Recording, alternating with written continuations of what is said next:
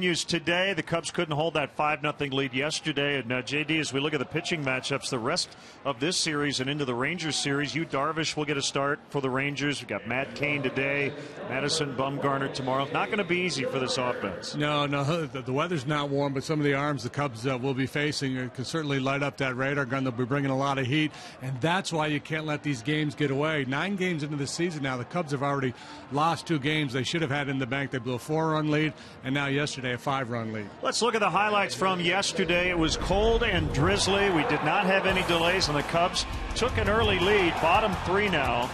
Anthony Rizzo with his 3rd homer of the season already. 4 multi-RBI performances. All of his home runs coming on the first pitch. Cubs lead 3-0. Later in the inning, Brent Lillibridge finally snapping at 0 for 18 to start the season. Little blooper out into right. 2 more runs in. Cubs lead 5-0, and it looked pretty good for right-hander Scott Feldman, but what a pitcher was a real key at the plate for the Giants. Ryan Vogelsong with a ground ball that eats up Starlin Castro to keep the inning alive, and then a bunch of unearned runs. Yeah, and that error by Castro, obviously the biggest play in that inning, opening the door for the Giant hitters. They took full advantage. So there were opportunities for Scott Feldman to finish off the Giants in that inning. He was not able to do it. So plenty of blame, if you will, to go all the way around in this one as the Cubs just cannot finish off plays. And then an off-speed pitch to Vogelsong on a 3-2 pitch with the bases loaded, to walk in a run.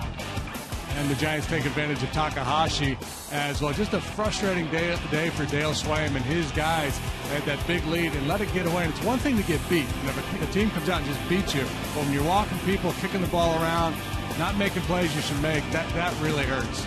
So the Cubs out-hit the Giants 12-9, but 4 unearned runs really proved to be the difference as the Giants take game 1 7-6, and that's going to lead us into our Firestone Extra Mile Index. We talked yesterday about the Giants and their ability to score runs without home runs. They didn't hit a homer yesterday. They didn't hit a lot of home runs last year, but they still found a way to score. Yeah, they were last in the National League in home runs last year, but they scored enough runs to support their pitching staff to win. There you see it, actually dead last in all of Major League Baseball in home runs. But they hit for high average. They move around the bases. They go first to third, score from first on doubles. They have pretty good team speed. And they're really good on the road. That's the thing. Their ballpark is going to suppress offense. They scored more runs on the road than any team in the National League last year. So Carlos Villanueva, who originally signed with the Giants 11 years ago, will get his first home start as a Cub against the aforementioned Matt Cain. And when we come back, the Gold Glover Darwin Barney, who should be back in the Cubs lineup on Tuesday against the Rangers, will chat with our Luke Stuckmeyer coming up next.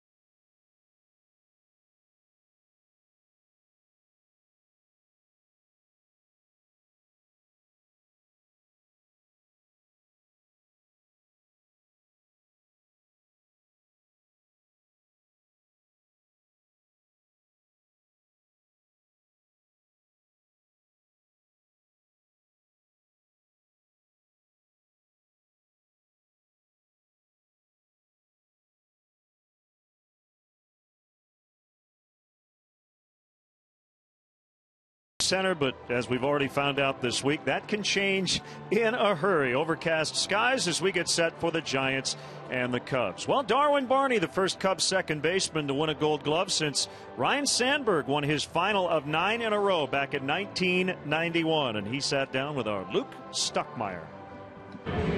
All right, thanks, Len. We are here with the Gold Glove second baseman in the National League. What does the award mean to you, Darwin? It means a lot. Only playing second base for a couple of years. Put a lot of work into that, trying to get better, learn the position. So it's definitely fulfilling, getting that award. So where do you put it now? When you get home, where does the award go? So I'm not sure yet. I had thought I was going to get it sometime in the offseason. Didn't even think that they would present it this year, so I haven't really planned out where I'm going to put it here. So you head out to Iowa. First of all, how's the knee feeling, and then how do you get ready to get back on the field? The knee's about 100%. I probably could have been ready to go a few days ago, but that's the way the 15-day DL works. You got to wait for that time to come up. But it was probably good. It was probably the safe route for us. So get the stitches out today, get it patched up, and we'll get going tomorrow. Has it been a little frustrating to sit and have to watch the first, 2 weeks almost of the season? It's hard. It's hard because you want to be out there. You want to be out there winning and losing with your teammates. But besides that, it was a good time to sit back and reflect and watch the game a little bit and try and get yourself mentally prepared for your start of the season. Good luck on your trip to Iowa, and then you can start working on that second Gold Glove. Yeah, thank you. Len, we'll send it back to you. All right, Luke, thanks very much. So Darwin actually can come off the DL on Monday, but the Cubs have an off day, so we expect to see him in the lineup on Tuesday night against the Texas Rangers. We'll have highlights of him receiving that Gold Glove award, that trophy, coming up during our broadcast. The starting pitcher is Carlos Villanueva. You see what he's done in his career against the team that originally signed him. Matt Cain, 6-2 lifetime against the Cubs, coming off a rough one his last time out. We're set for Cubs baseball on Comcast Sportsnet from Wrigley Field. Stay tuned.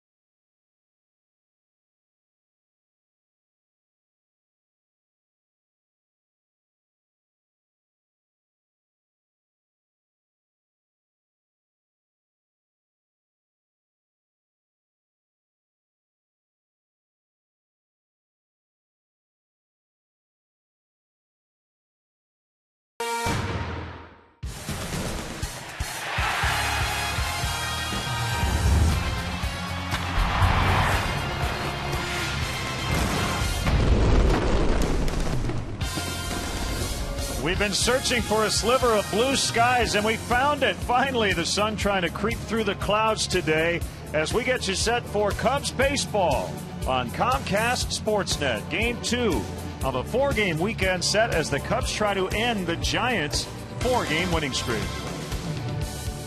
Great to have you with us for Day Baseball here at the ballpark, along with Jim DeShays. I'm Len Casper, and the storyline pretty simple right now for the Cubs. They've just got to limit their mistakes. Yeah, too many walks from the pitching staff, not enough walks drawn by the hitters, kicking it around in the field. Can't give a club like the Giants too many opportunities. Carlos Villanueva goes for the Cubs his second start, and for Matt Cain, he's trying to erase a bad memory of his last start, but he's one of the best in the business. Yeah, Matt Cain, very durable, very dependable, 200-plus innings every year. Last year, another outstanding season for him. 16-5 with a 2.79 ERA, including the 22nd perfect game in baseball history in the middle of June against the Astros. A little bit of a different looking lineup for the Cubs. Steve Clevenger will get his first career start at third base. Luis Valbuena will move from third to second as Dale tries to help this team score a few more runs. So we're set. We're just a few moments away from the first pitch, but let's send it down to the field, and we have our national anthem.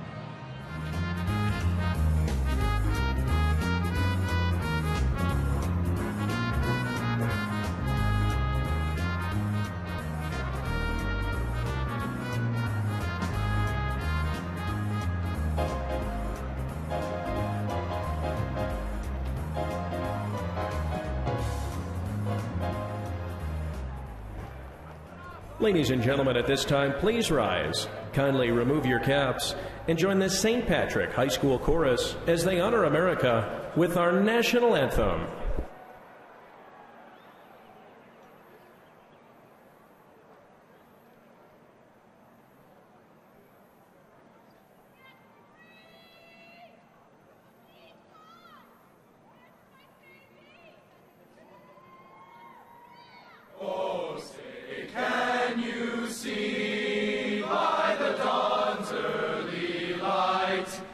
So proudly we hailed at the twilight's last gleaming, whose broad stripes and bright stars through the perilous fight o'er the ramparts we watched were so gallantly streaming, and the rockets' red glare, the bombs bursting in air, gave proof through the night that our flag was still there. Oh, say does that star-spangled banner yet wave o'er the land of the free and the home of the brave.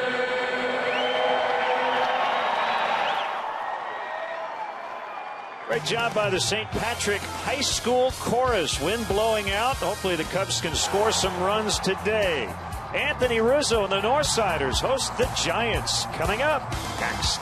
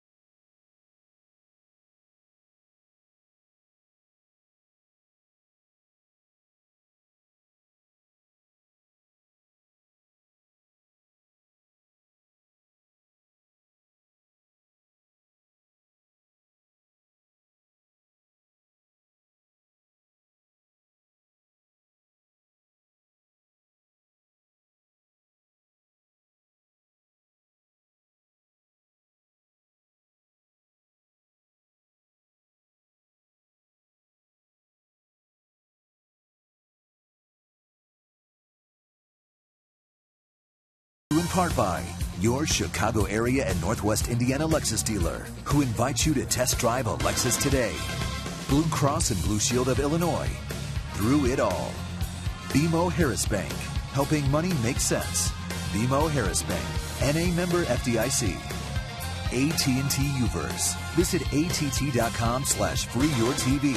Rethink possible. Ford. Check out America's freshest lineup at your local Ford store or at localfordstores.com. And by Southwest Airlines. Find our fares online only at southwest.com.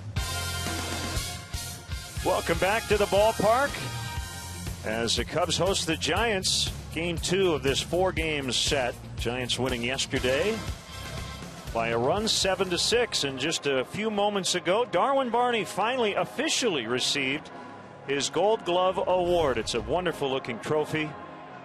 Jed Hoyer, the Cubs general manager, Dale Swain, the Cubs skipper, as Barney receiving that award. He also got the MLB Fielding Bible Award at second base. John Dewan noted that Barney saved 28 runs last year, by far the most among all second basemen.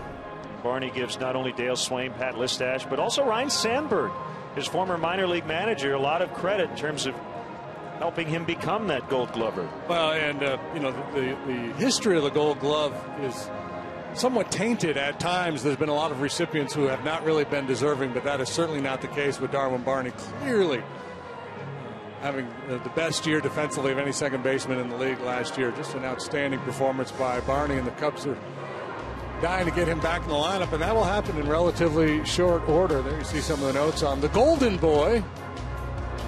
That consecutive errorless streak, 141 games at second base, 997 fielding percentage. And boy, when you're out there in the middle of the diamond, you have so many plays to make. And you know, he's not a guy who just makes the routine plays. He's got great range. It's all plays going in either direction. He's a superb defender. So the Cubs will get him back in the lineup for the Rangers series starting Tuesday night. Still 3 games left here this weekend against the defending world champs, as the Cubs will take the field.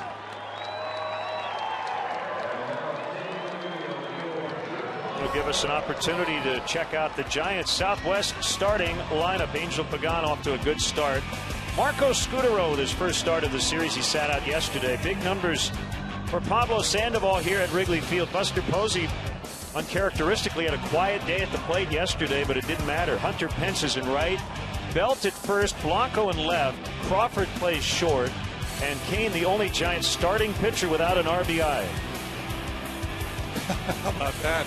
Well, let's take a look at the Cubs defensively this afternoon. Soriano to Jesus Shearholtz left to right, and Steve Clevenger getting the start at third base. He joins Castro on the left side of the infield. Valbuena moves over to second with Rizzo at first and Wellington Castillo behind the plate. Our Lexus pursuing perfection starting pitcher this afternoon is Carlos Villanueva. He wasn't perfect last time out against the Braves, but he was really good. Got a no decision, allowed just 1 run in 6 2/3 left with a 5-1 lead. A game that the Cubs ultimately lost by a score of 6-5. So good start to his Cub career last time out, looking to put 2 good ones together here this afternoon against this Giants club. Lance Barksdale, that's him with the mask. He will work the plate. Vic Carapazza's at first. Jeff Nelson's the crew chief at second. And Kerwin Danley over at third. After working that 3-hour, 50-minute, 9-inning game yesterday. A lot of pitches were thrown in game 1.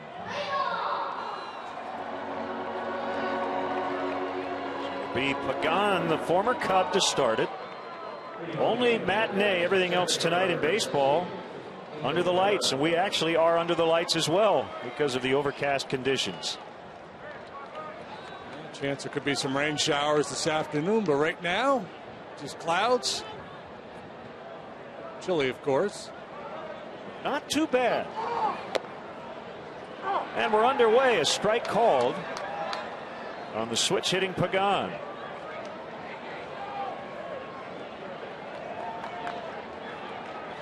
Clevenger plays in on the grass over third. Rizzo in maybe a step or 2 at first. And that one's fouled back, 0-2.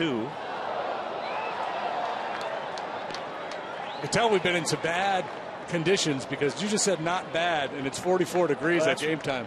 You know, but you're right, compared to what we've been through, not bad at all. Doesn't make much to keep Chicagoans happy when it comes to the weather.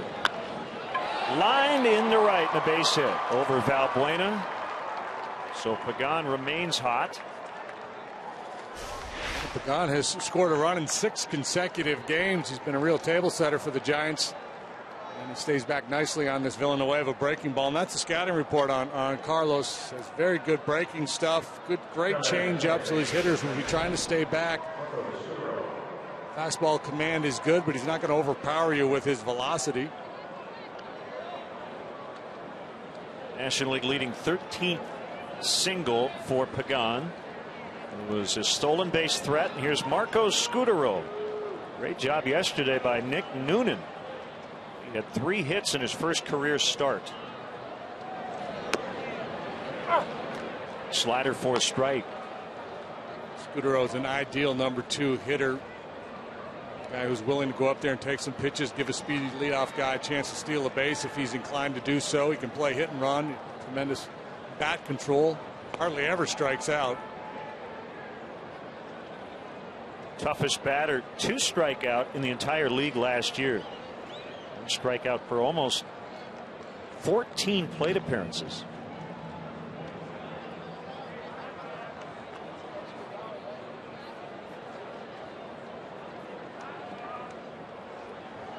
Giants are on an offensive tear. They have plated 26 runs over the last 3 days after scoring just 19 over their first 7 games of the season. Pagan takes off. Scutaro taking all the way, and the throw is going to beat him. Castillo nails Pagan for the out. Pagan with a very short argument with Jeff Nelson to no avail. Giants have not done a lot of running yet this year. Just 2 stolen bases coming into this game. Pagan with a head-first slide, and Castillo comes out of the chute with a good, strong throw. And you see the tag applied by Castro. Very close. And I believe they got him. Good look at it there, fellas.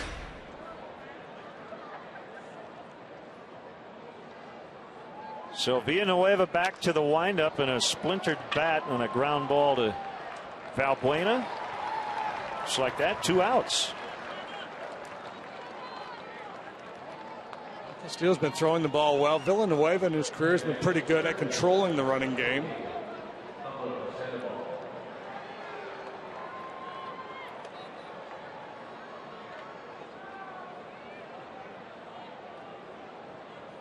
Maybe the best bad ball hitter in the game today, Pablo Sandoval. What did he just do with his bat? He just drew something in the dirt. I saw him do that. Star of David or something. Yesterday, yeah.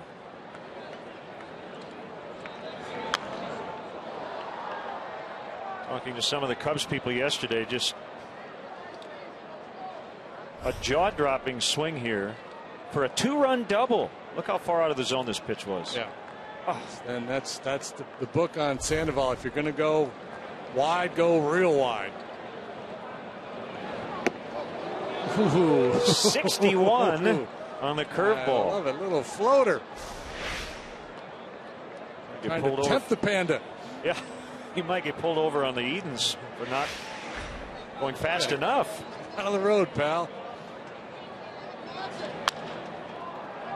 This will end the inning. Valbuena to Rizzo. So defense was a big story yesterday, and the Cubs executing today as they get Pagan and that caught stealing.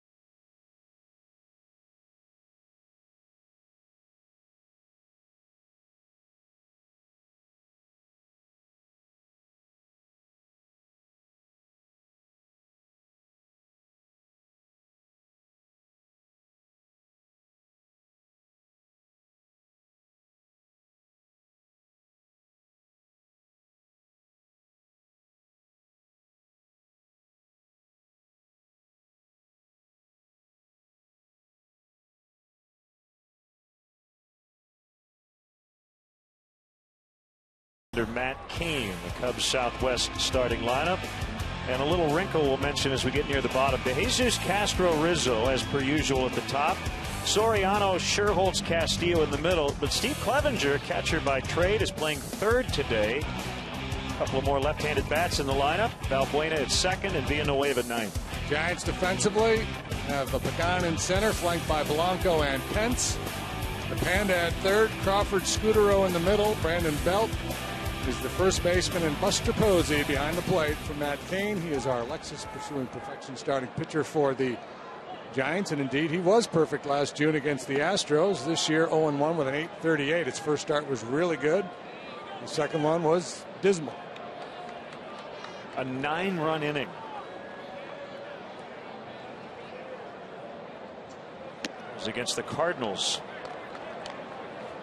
1-0 on De Jesus. Cain, a 4-pitch pitcher, fastball, curveball, slider change. So both a two-seam fastball that will tail away from the lefties. He'll also cut his fastball.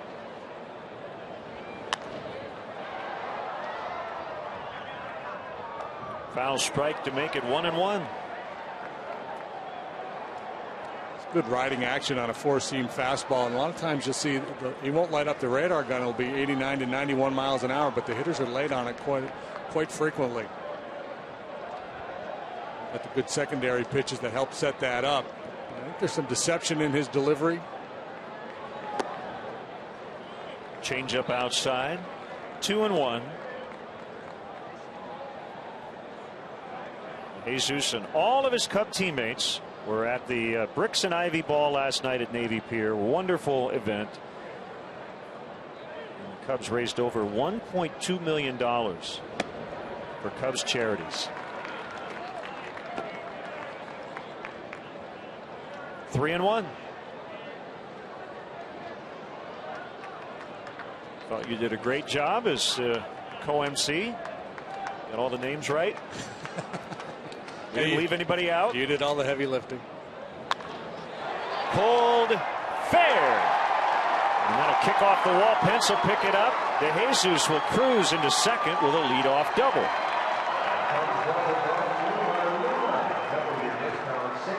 And David De Jesus been showing some very good signs lately. Spins on this inside heater and jerks it into that right field corner for a leadoff double. And you talk about Clevenger being in the lineup today. You absolutely want to put as many left-handed bats as possible in there against Cain. Last year, right-handed hitters hit less than 200 against him.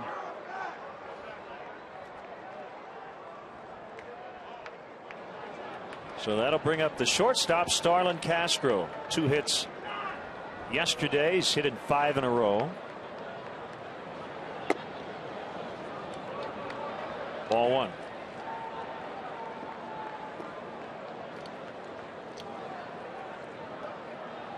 Fourteenth career start for Cain against the Cubs.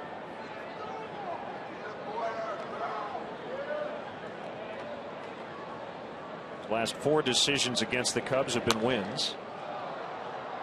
1-1. Kind of hard to believe he's starting his 9th big league campaign, Matt Cain.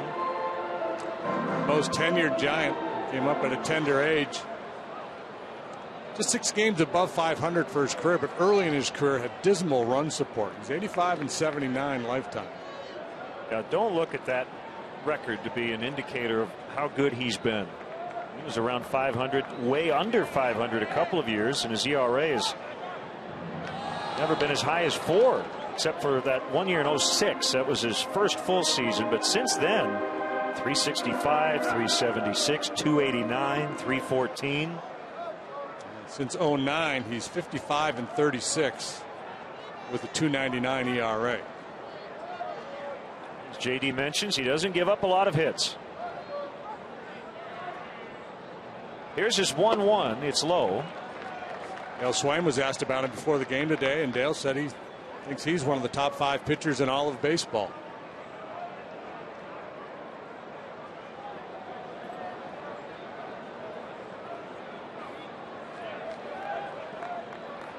But he is human. First Giant starting pitcher since 1902 to give up 9 runs in an inning. was on Sunday.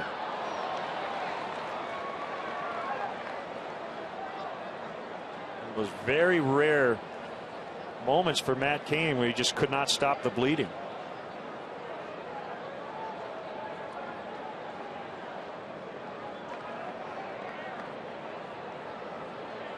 In his home ballpark, no less. 2-2. Get hard on the ground. Crawford's going to backhand and get Castro. Jesus holding at second. Comes Anthony Rizzo. First baseman number 44, Anthony Rizzo. And listening to Dale today talk about the Cubs' fortunes here early on, losing 6 of their first 9, including 5 of the last 6. He said errors and walks. You talk about the formula of winning. It does not include those 2 things. And the Cubs have committed 10 errors leading the majors.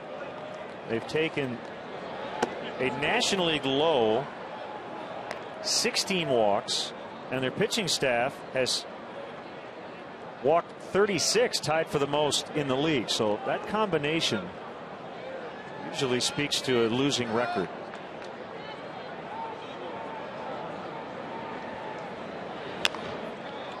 Little blooper that's going to slice foul. Unless you got a bunch of thumpers and you're banging the ball all over the park and hitting a bunch of home runs, there's just no way you're going to win when you're issuing that many walks, kicking the ball around the way they have.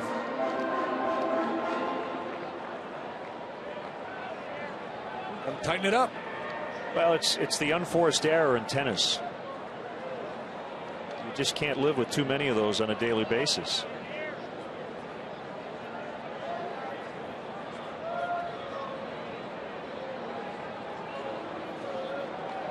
With 1 out, Cain keeping a watchful eye on DeJesus back there at second base. Try to steal third base. With 1 out would be the time to do it.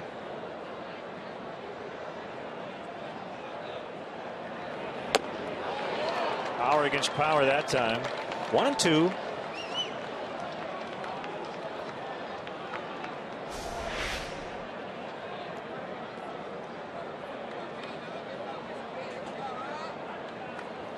Cain can beat you up there. He likes to work the top of the zone and above with the 4-seamer.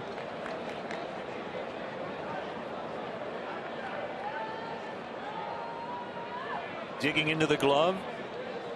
Kicks and throws, and that's fouled back. If you've noticed the theme the first couple of weeks when we've talked about different guys, the word durability comes up quite a bit. And Matt Cain fits that mold. At least 31 starts every year since '06. It's hard to be an elite pitcher in this league if you don't pitch a lot. And he's been over 200 innings every year since '07. And Rizzo went. Oh, did he? That was a quick point by Lance Barksdale at the bat for strike 3. Didn't even look down to third. Number 12, Alfonso. Get a good look from this angle. Either way, I guess. Flip a coin. A lot of times the hitter would say, well, you know, maybe I did, maybe I didn't, but I prefer you check with the third base umpire.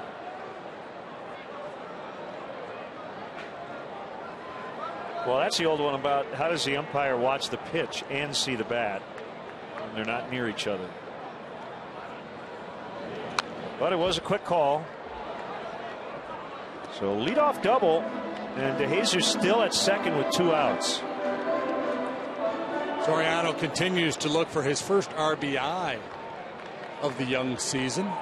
This would be nice here. Pick up his mates. Castro and Rizzo couldn't advance him. Soriano could drive him in. You want to take advantage of those leadoff doubles, especially when you're at the heart of your order coming up. Cain's 0-1, swung on and missed.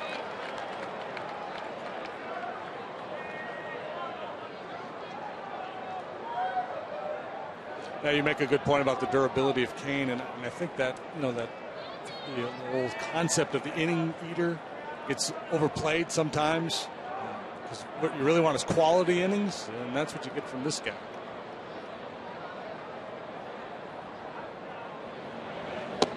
Yeah, you don't want 230 innings out of a guy who gives you a 6.5 ERA. Take that into arbitration. I gave you a lot of innings, man. Yeah. They were bad innings. Gave up 7 runs a game.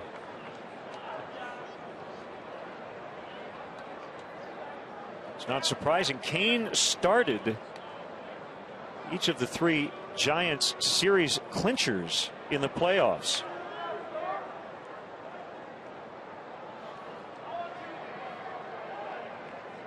He's done it under the bright lights. 4-2 with a 2.10 postseason ERA. There's 1-2 and is hit in the air down the right field line, out of play.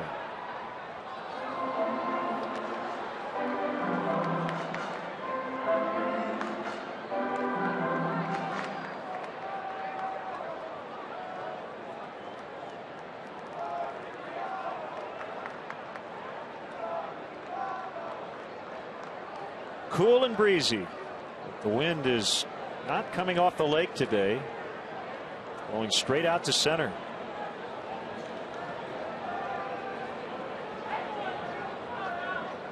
Another 1-2. Swing and a miss. He got him to end the inning. The Cubs waste the leadoff double. Scoreless after an inning from Wrigley.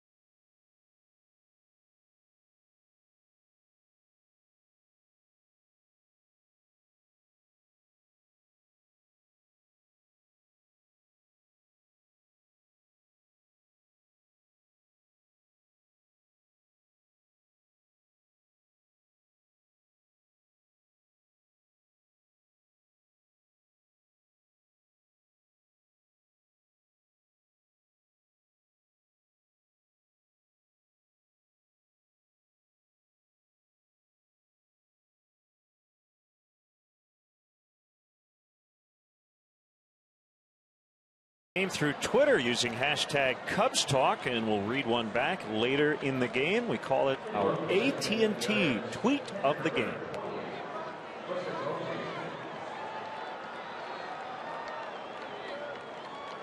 Everybody bundle up once again today.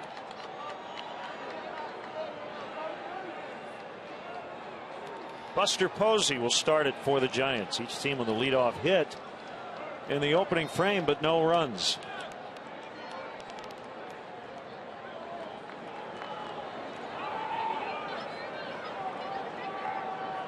Giants batted around twice in yesterday's ball game. They did it in the 4th. They did it again in the 5th inning.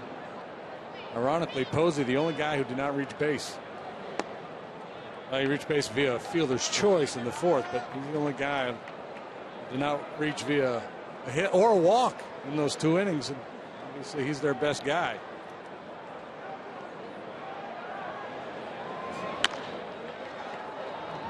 Castro backhands.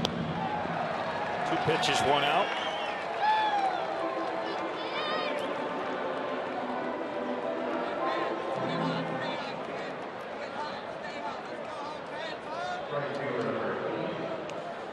Dale made a very interesting point about Villanueva this morning. Talked about his, my word, not his, pitchability. Basically saying he has the ability to pitch to the scouting report. So if the situation calls for a bunch of breaking balls to a given hitter, he can do that because he has such good command of his breaking stuff. If he falls behind on the count, he doesn't have to give in with fastballs. high fly out toward DeJesus. 3 pitches, 2 outs here in the second. Some guys don't have that ability. You know, the scouting report might say, you know what, get ahead of this guy with a fastball, then finish him off with breaking balls. Well, maybe pitcher B doesn't have that good of a breaking ball, so he can't really pitch to that game plan. One used to always get me, we'd have meetings and they'd talk about a hitter having he's got a slider speed bat. So you're supposed to throw him fastballs. I said, well, I've got a slider speed fastball. So I'm not sure how this is going to work out for me here. Just like a slider, but it's straight. Yeah. Strike on Brandon Belt. Any other suggestions from the floor? I'm all ears.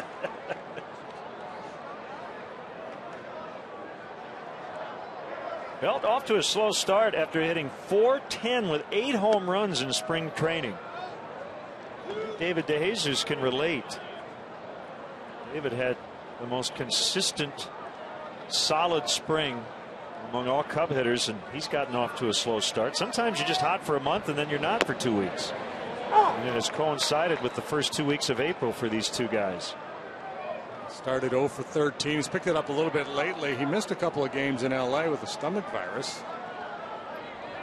Lost 11 pounds.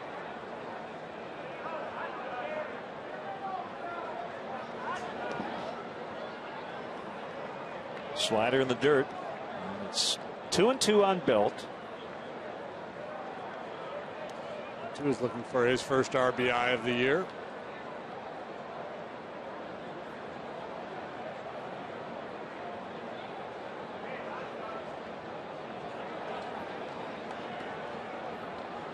Villanueva with a deep breath. Swing and a miss on a curve in the dirt. Steele will fire to Rizzo. Inning over. 5 straight now retired by Carlos since that leadoff single in the first.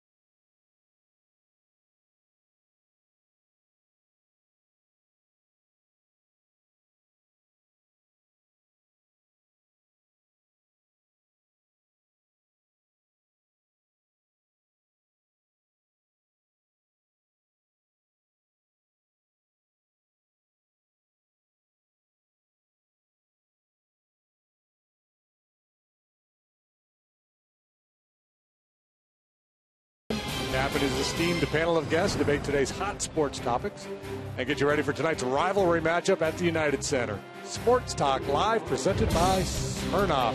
Tonight, after postgame live on Comcast Sportsnet. So you get a postgame, you get a little pregame, and you get a little game. Baseball hockey doubleheader today here on CSN.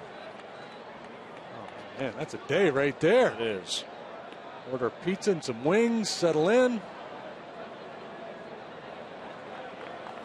Nate Scherholtz.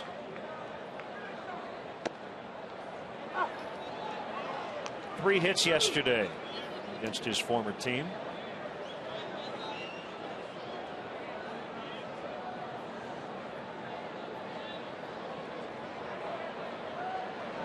Nate off to a good start with that .370 batting average. Kane goes change up here to start.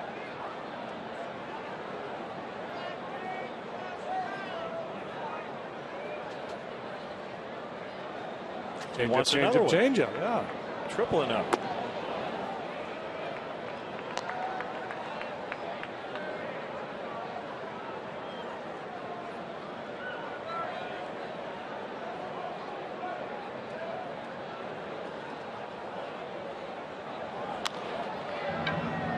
Works out 4 changeups. How in the about at-bat. that?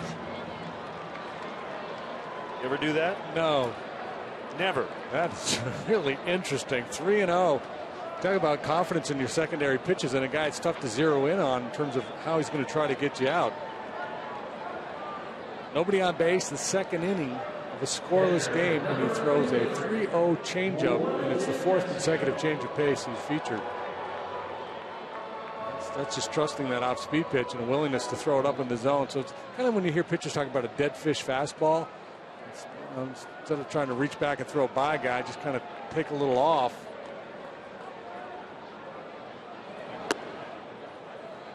Outside on Wellington. Castillo off to a very good start.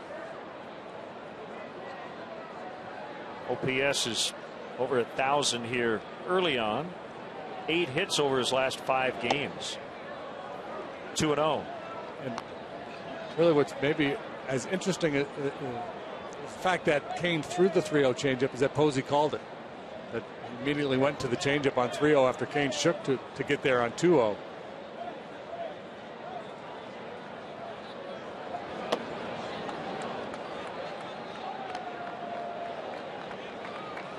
Clevenger on deck. Early on, we're in the second. Cubs put the leadoff man in the scoring position in the first inning and then went 0 for 3.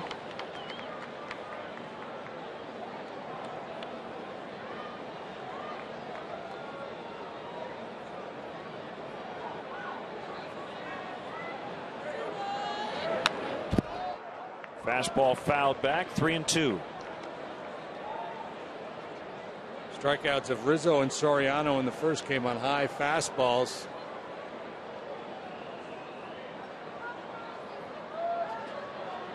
See what he tries here with Wellington.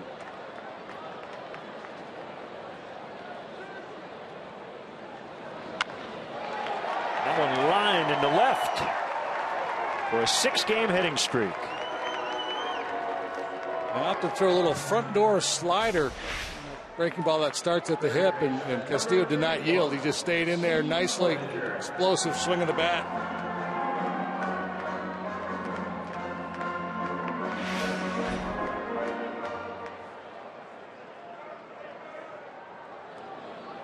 Steve Clevenger starting a game for the first time this season. First career start at third. He's made 3 at first and 50 behind the plate.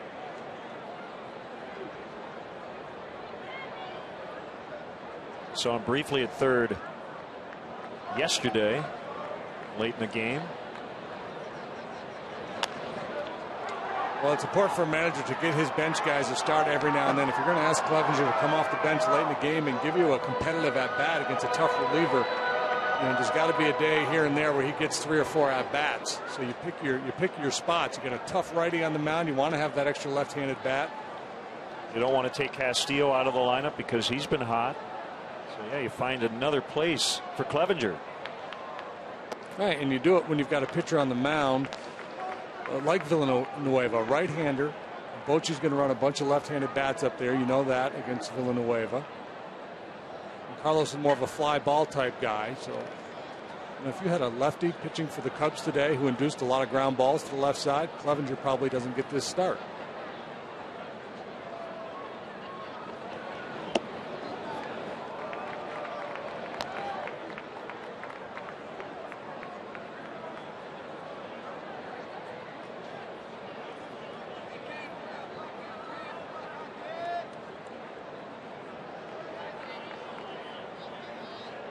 Clevenger's 7th round pick of the Cubs in 2006.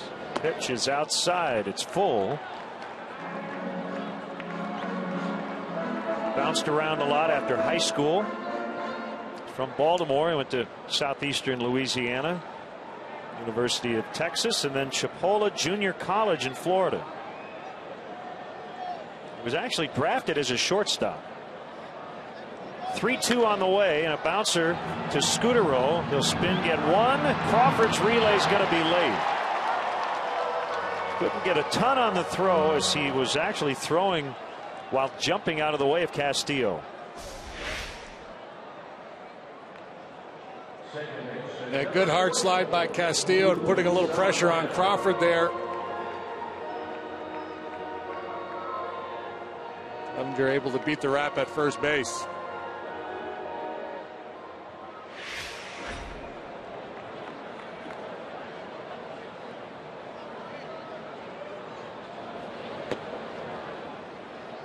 Ball one to Valbuena.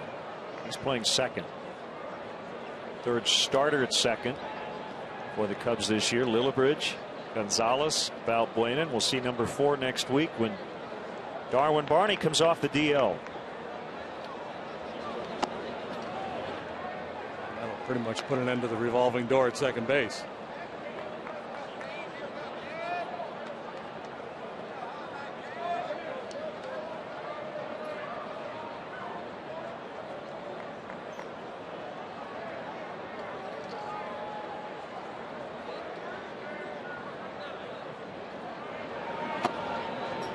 Three balls, no strikes. So Kane has had to work here in the second.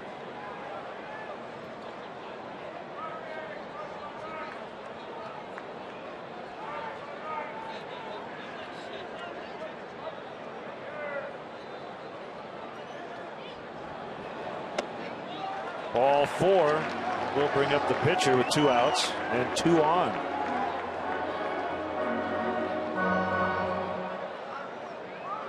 Well, the entire baseball world talking about the nasty brawl last night between the Dodgers and the Padres, the result of which has Zach Greinke out for a while with a broken left collarbone after he hit Carlos Quentin. Quentin charged the mound. They rammed into each other shoulder to shoulder. Benches would clear in the aftermath as well. Not a ton of punches, if any, were really thrown. Matt Kemp was very upset. Tried to confront Quentin later in the tunnel after the ball game. Now the question is, what sort of suspension will Carlos Quentin get? Off the plate, 1 ball, 1 strike. Don Mattingly, Dodgers manager, says Quentin shouldn't play until Greinke's healthy and ready to go. Interesting thought, will never happen. No. Greinke should have taken evasive action. Instead of putting his head down and trying to take on that lead blocker like he did with Quentin coming after him, man. It's a little step to the right and a little Olay would have worked. I appreciate his grit in taking Quentin on. But I think he'd like a mulligan on that one.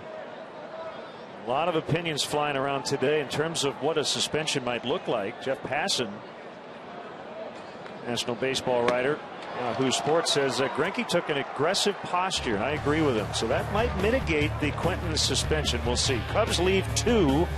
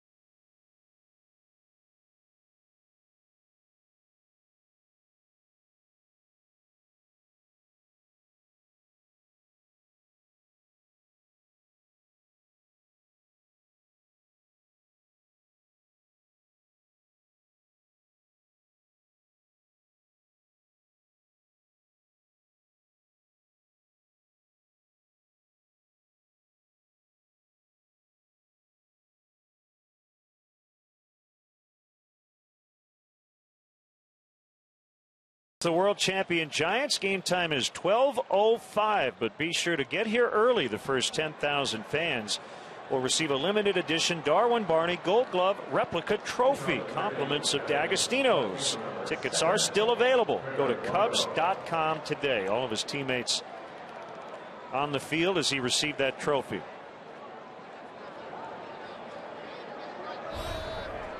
And that's a great sight right there. Darwin Barney taking ground balls.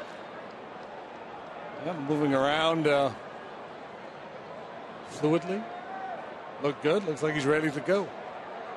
His double play partner. The sun was briefly shining this morning. 7, 8, and 9 for the Giants. Blanco, Crawford, and Kane against Carlos Villanueva. Clevenger's in at third. The first pitch of the inning is outside for ball one. You have to think it's at least crossed Blanco's mind, some of these speedier guys in the Giant lineup, to push a bunt in Clevenger's direction, test him a little bit, since he does not have a lot of experience out there at third. Fly ball hit to deep right. Sherholtz on the warning track in the well makes a catch. Walt juts out in that area as it gets near the foul pole. Gives him a little extra room to make the grab. Pretty good jolt there by Blanco. Doesn't have a lot of power, but almost got enough of that one for a home run.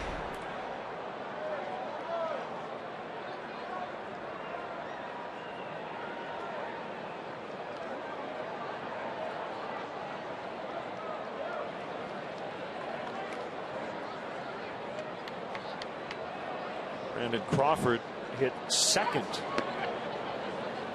Yesterday was Scudero out of the lineup, and he reached base 4 times.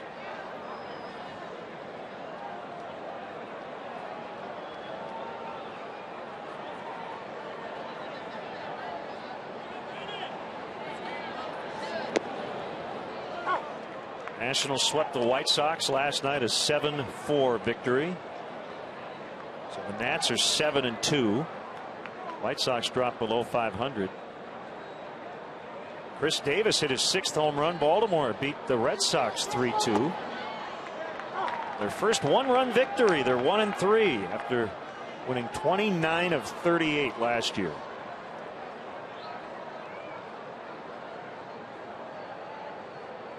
Nobody hotter than the A's. They're 6-0 on the road, and they've won 8 straight overall. Beat the Angels again. I saw a tweet that Buster Olney put out. I believe it was 80-40 for the A's since June 1st. Wow. Last year, yeah. 8-2 to start the year. All those games against their own division. Full count on Crawford with Kane on deck.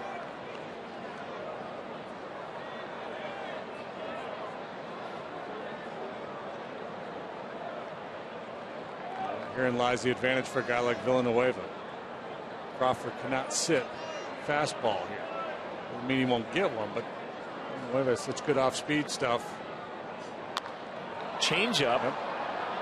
Hit pretty well, but DeJesus with lots of room as it starts to lightly rain. You see the grip on Villanueva. He goes in there and gets that circle change. Crawford out on that front foot with a unique little pop-up fly ball to shallow center. Giants pitchers have done a good job at the plate. 4 RBIs in 10 games. Pitchers on other staffs around the National League and American League, for that matter, with interleague play already starting, have combined for 9 RBIs. Kane can swing it. He's hit a handful of home runs in his major league career. Pop up the umbrellas, put on the ponchos.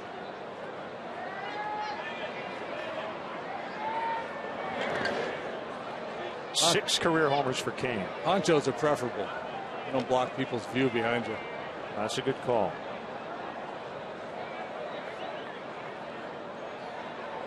One of Cain's home runs was off Carlos Zambrano back in 2007.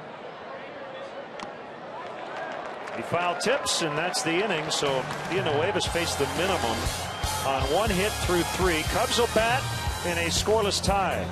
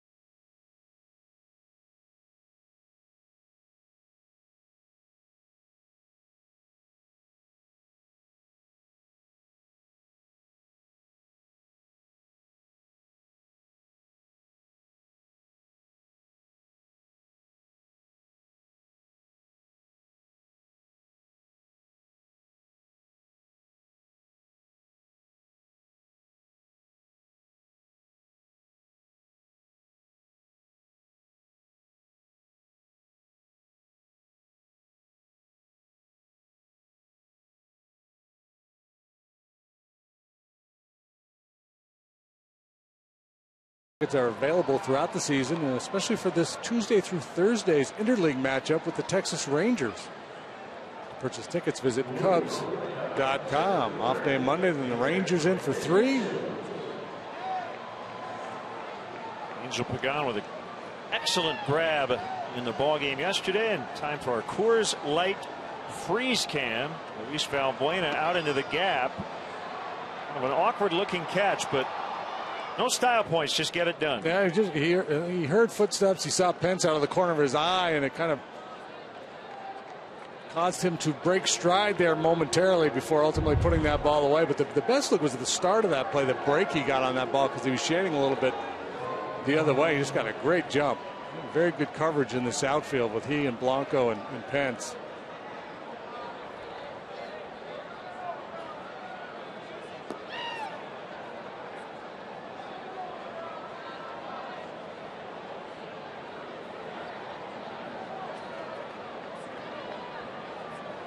Top of the order for the Cubs. And DeJesus skies one to deep right. Pence going back. This ball is gone. Got it up into the wind. And it's his first of the year. This is the DeJesus we saw in spring training, attacking early if he got a pitch to his liking. He's off to a great start this afternoon. Started the game with a double and now picks on his first pitch from Cain. The fastball down and in, and he got it. It's our Ford home run replay.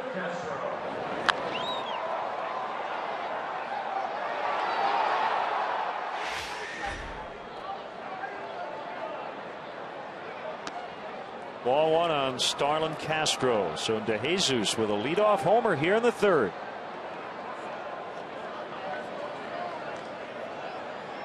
Don't let the cold temperatures fool you. With the wind direction today, you get it up in that jet stream and it will go, as we just saw.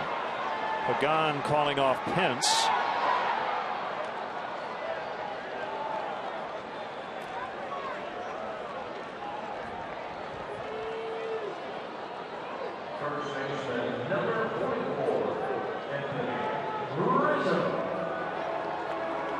I'll tell you, DeJesus hit a few of those balls in April last year, and the wind kept them in the park. And I think his assumption was that it was going to happen to him again.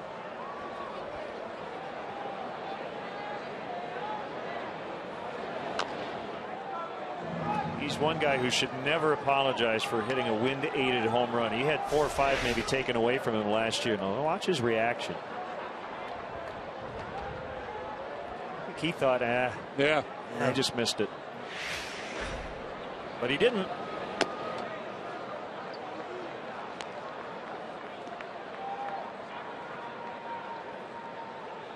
This game does have a way of evening things out.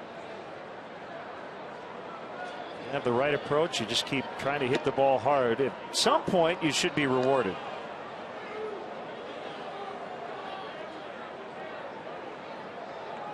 Well, you just have to move into another line of work. That happens sometimes too. Called strike 3 to get Rizzo for the second time. An interesting approach by Kane there. Rizzo's hit 3 home runs this year, all on first pitches. He started them with the breaking ball, kind of planting that seed in Rizzo's mind that he didn't want to give in heater, but he finished him off with a couple of very well placed fastballs. It's a frustrating at bat for Rizzo, but just perfectly executed by Kane. You know, the guy hates to go down looking, but if you look at the quality of those pitches, he never really had anything to work with in that at bat. And there he goes right back at it. Knee-high fastballs. Throw a high percentage of those, you're going to be successful.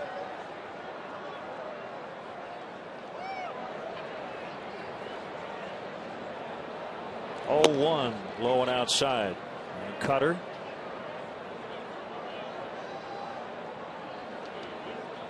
No game Monday, so the Cubs will celebrate Jackie Robinson Day Tuesday night against the Rangers. That just announced.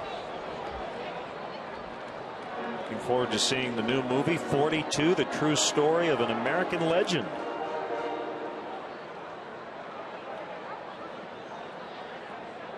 Coming up on Monday, it'll be the 66th anniversary of Jackie breaking the color barrier in baseball.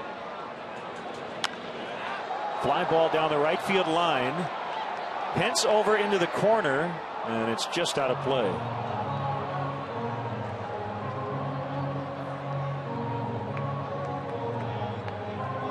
Don't have the probables for the Rangers series yet, but Yu Darvish is pitching today, I believe. Yeah, he's going to go for sure in that series. I believe we'll see Derek Holland, and then Ron Washington could adjust his rotation. Yeah, Holland will go Tuesday. Darvish possibly Wednesday, and he might use Alexi Ogando on Thursday, but that has not yet been determined. It'll be picked up by Posey, and that's the inning. Career home run number 81 for David DeJesus, and the Cubs are on top 1-0 after 3.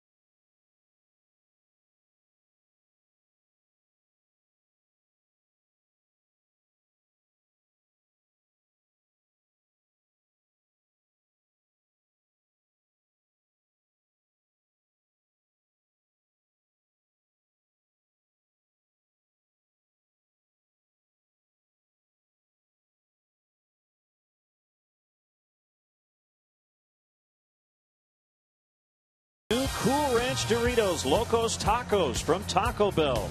Liv Moss. It's been a busy week for the Menards grounds crew, battling the elements, but the field is in great shape. Opening week here at Wrigley Field.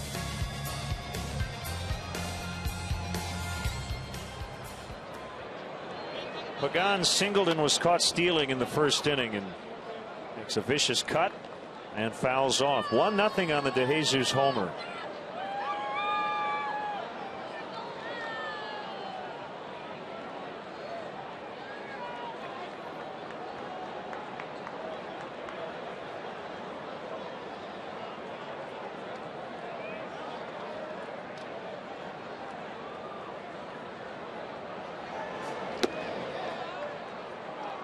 One and one.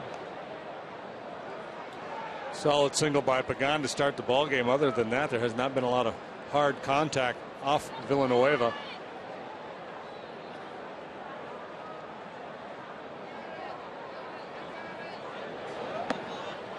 They will not be playing at Fenway tonight. Rays and Red Sox postponed. Forecast had rain, wind, and temps in the 30s. We've never heard of that combination. Bizarre, hasn't it? It was like 90 in D.C. the other day. How does that happen? Oh my goodness, that's a good changeup. Pagan lost his footing. He swung so hard. They'll refer to it as a Bugs Bunny changeup in the pregame session. Yeah. Splitter action.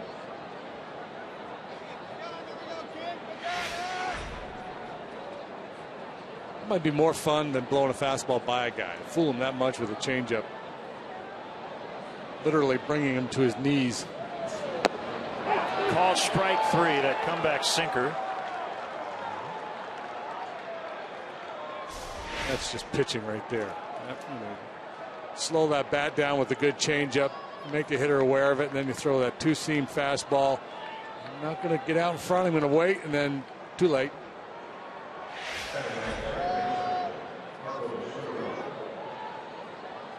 With almost a strikeout per inning last year, the highest rate of his career.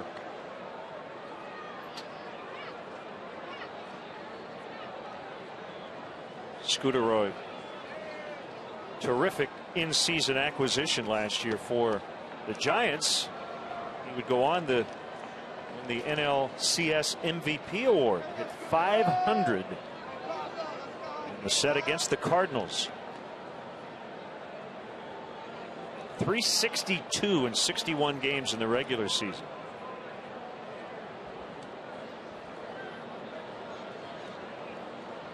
Villanueva comes back on an 0-1.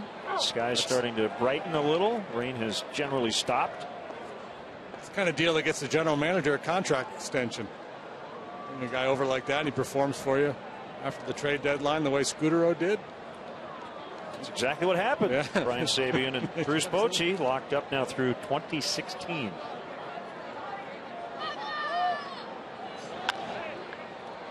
Chopped on the ground. As Castro will take care of him. I think both Sabian and Bochy have been extremely underrated. They're not guys who put their faces out front a lot in the media. But the success the Giants have had, especially the last 3 years, is hard to deny.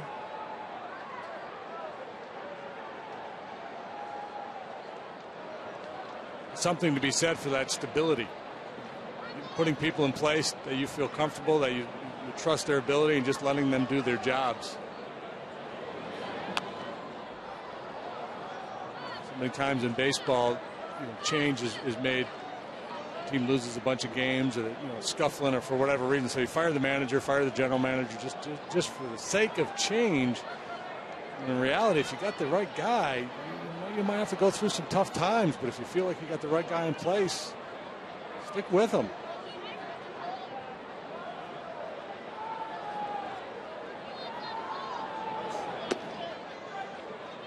And this is a real tricky area because nobody really knows the answer.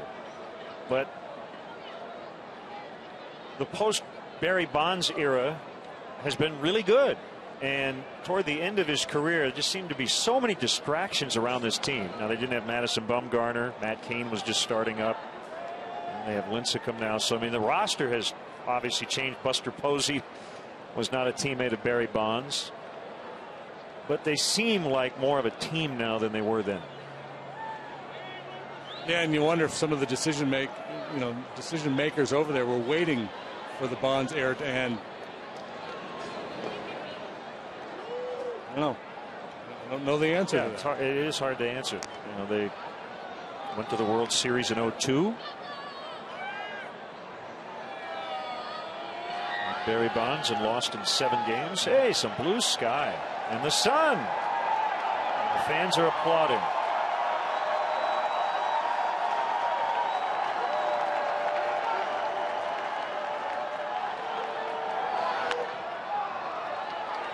Castro coming on, and that's it. Carlos Villanueva cruising along.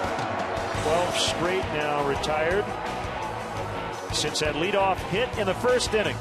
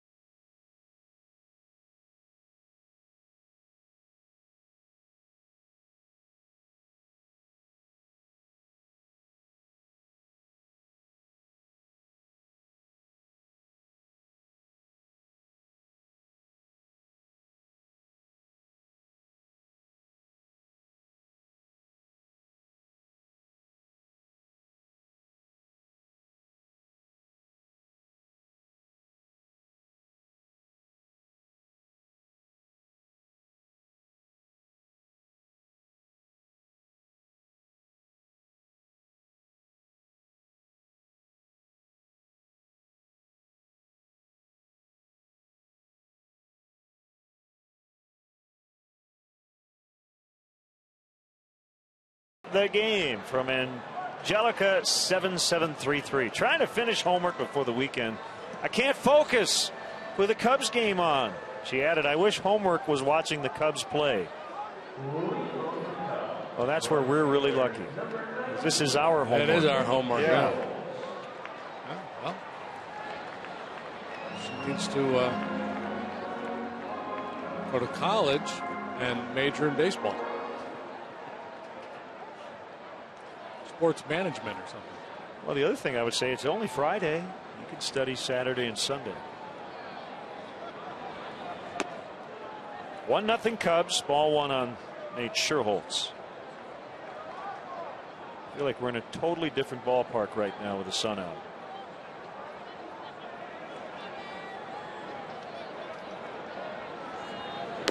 Swing and a miss. Don't know if any of the Giants have their sunglasses, but they certainly could use them. I see Brandon Crawford kind of checking out the angle of the sun between pitches.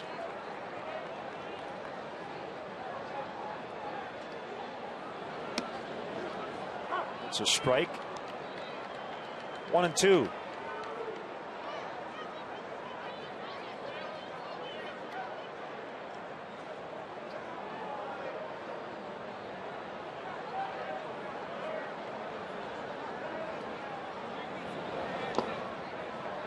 Changeup found the dirt. One changeup after another in Scherholtz's first at bat. 4 consecutive changeups from Cain. Even on 3 balls and no strikes, he threw him a changeup. Nate hit a ground ball to second base. A little bit more of a mixed bag in this sequence.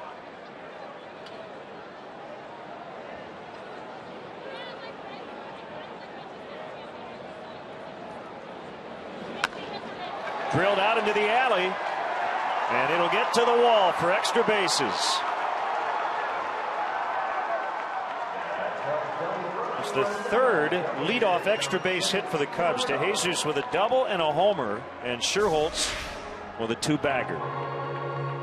Oh, backdoor breaking ball stays up in the zone. Scherholtz with a good off-field stroke here, banging this one into the alley in left center. Cubs were not able to cash in that DeJesus double in the bottom of the first. Good guy up there now. Castillo's been swinging it well.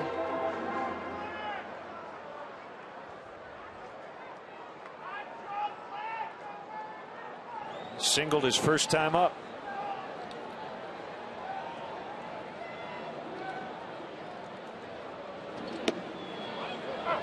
Curve for a strike. Madison Bumgarner will pitch for the Giants tomorrow. And he and Matt Cain got along instantly. They became teammates. I'll tell you why in a second, as Sandoval will look back at Scherholtz and get the out, one away. Both from small towns. Cain grew up in Alabama and Tennessee, and never lived in a town with more than 3,000 people.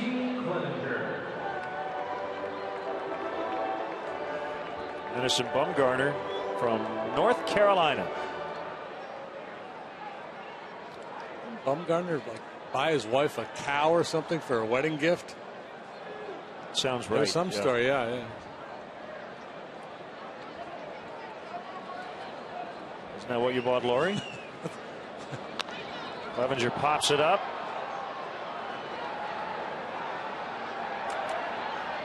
It's caught by Pagan. Let's see. He married his high school sweetheart, talking about Madison Bumgarner, Allie, in 2010 on Valentine's Day, and gave her a 5-day-old bull calf as a wedding present. Yeah.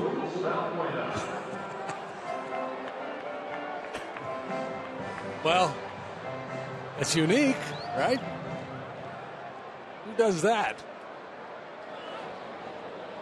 Didn't Drake McClain buy Roy Oswald a bulldozer? Mm-hmm. Yeah, for winning Game 6 of the LCS against the Cardinals.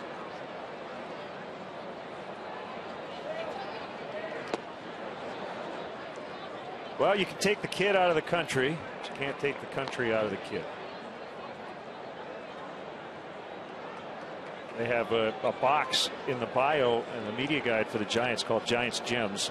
Just some interesting biographical information. And Matt Cain's childhood hero is not his grandfather on his mother's side. It's his granddad. That's how you say it.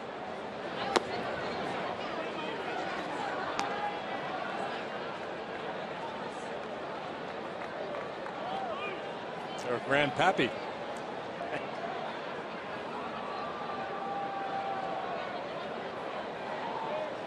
They will intentionally walk Valbuena. Luis taking the lion's share of the walks on this Cubs team. He's walked now in 6 consecutive games, both times up today. This one of the intentional variety. Yeah, he usually gives you a pretty patient at bat. Willing to work some deep counts. Ultimately gets the intentional walk. Villanueva enjoying the sunshine as well. It's a revelation here. You know, everybody, people in the stands looking up at the sky. What is that? What is that strange orange orb up there?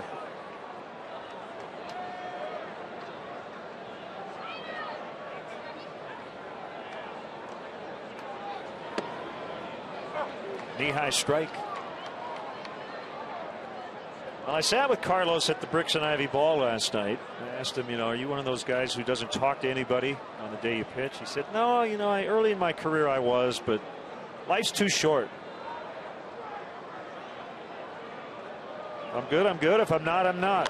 He doesn't believe it has anything to do with whether or not he talks to anybody before the game. I think a lot of that, there's definitely a herd mentality in baseball. And guys play follow the leader, and there's been a number of pitchers over the years that have had that reputation for just kind of menacing personality, won't talk to anybody the day they pitch. And I get the idea that you want to be focused. You get to play just once every 5 days. But some guys take it to an extreme. I would be a little sensitive if I were that guy who didn't talk to anybody, because if people avoided me, I'd wonder, did I do something wrong? Crawford throws. That's the last thing you want to be thinking the day you pitch. Why didn't he say hi to me? Why didn't you make eye contact? Still 1-0 Cubs.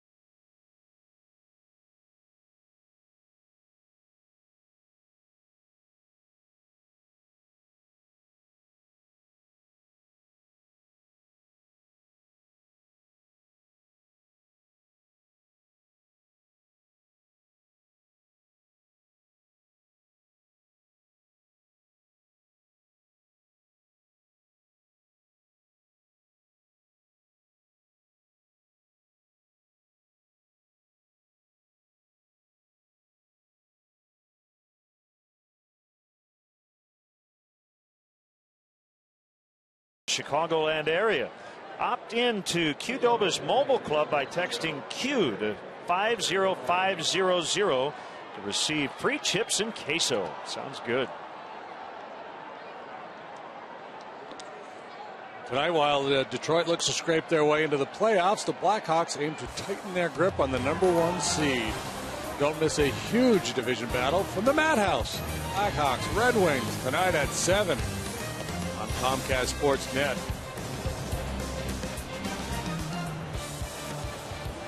An Al Secord fan.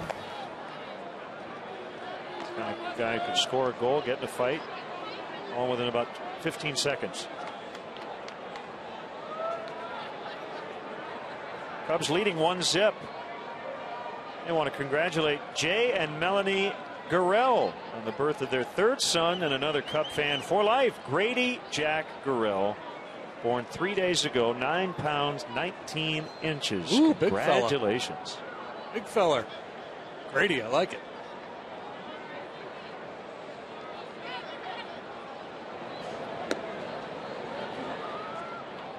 Bird ball missing on Buster Posey.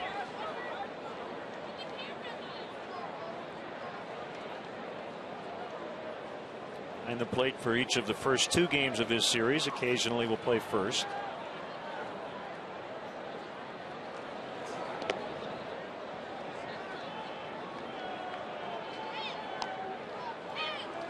Understandable that Villanueva would be careful with Posey, such a dangerous hitter, but he's in a nice rhythm. He's throwing a lot of strikes, so you got to be careful. Sometimes you're pitching a game like this, it's tight. As you get into the middle innings, you change your mindset a little bit. Instead of just being aggressive and going after hitters, you start to pitch to protect the lead. Pitching away from the strike zone, and you got to pick your spots. Certainly in an RBI situation with a dangerous hitter, you want to be careful. You don't want to start walking people here either. That's been a big problem for the Cubs staff.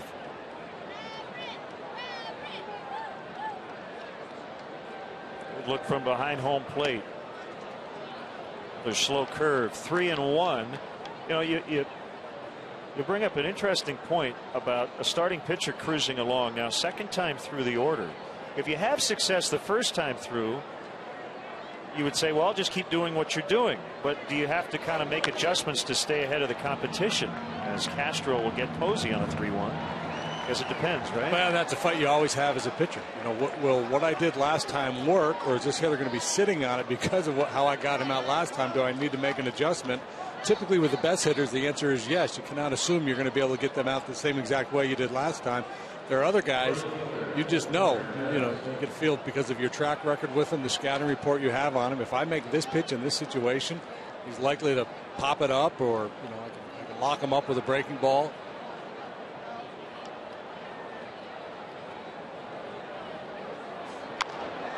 Pence with a base hit. And the very first pitch. And then there are some hitters that are just so good where you're just hoping. Throw it in there and hope something good happens. It's the first Giant hit since Pagan led off the game.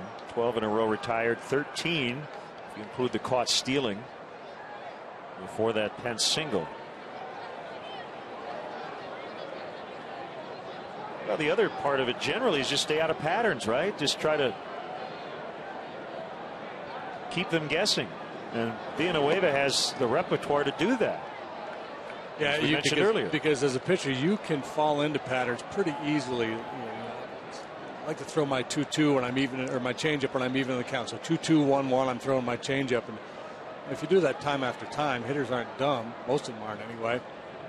They're going to sniff that out.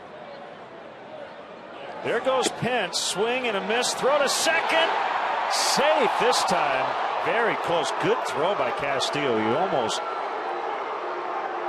nailed his second runner of the day. Castillo did everything right. It was a tough pitch to handle. It was a changeup, a swing and a miss on the changeup. Pence measuring a very modest lead, but he gets a pretty good jump. Castillo gets off a tremendous throw. It looked like the throw beat him. Well, let's see.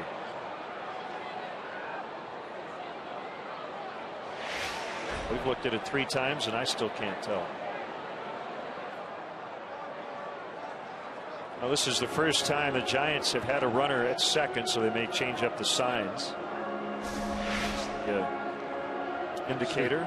Get a good look here. Man, I could have gone either way. Really close.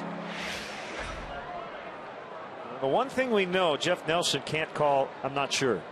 It's either safe or out. Yeah, he can't, no do-over. Can't go to the replay.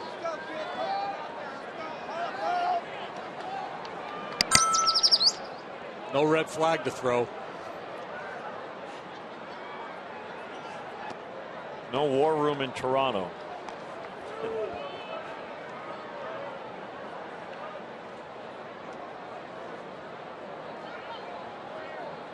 Maybe someday.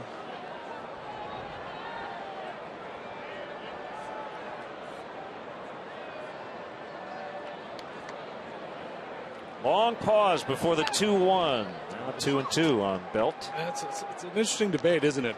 With more replay and how much to do. We've got issues in this game with pace of play to begin with. And if you start stopping to review plays like that, it's really going to slow things down.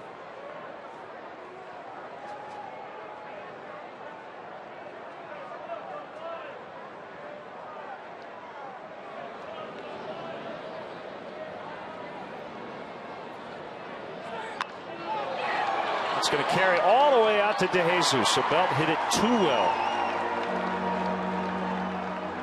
Good, solid contact here. Back-to-back hitters for the Giants, and maybe second time around they are getting a better feel for Villanueva. Although, you could make the argument that replay might speed up the game because it would keep the managers off the field with lengthy arguments. It would limit arguments. The key is that you could do replay in a way where you have a fifth umpire in a booth upstairs with communication to the crew chief. You just don't want to take the umpires off the field like they do now. Frustrating because how many times have you sat up here in the booth, seen the replay, and know what the call should be? And if you were an official with the league, you could just buzz the crew chief. Yeah, he was out. Let's go. Move it along.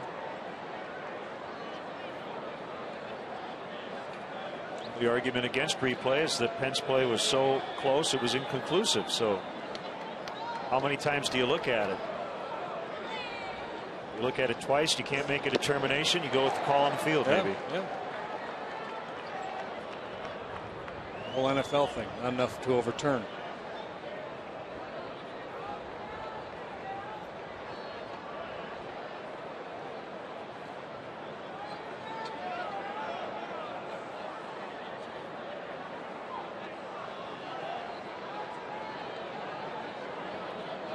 Cubs leading by a run. Hence it's second, 2 outs, and a 1-1 to Blancos off the plate inside. There's that old anecdote, I don't know if it's true or not. One of the old time umpires, Bill Clem or somebody like that, on a tag play at second base, signaled out, yelled safe. And the base runner said, well, what is it? He said, well, you know you're safe, I know you're safe, but 30,000 people up there think you're out, so son, you're out.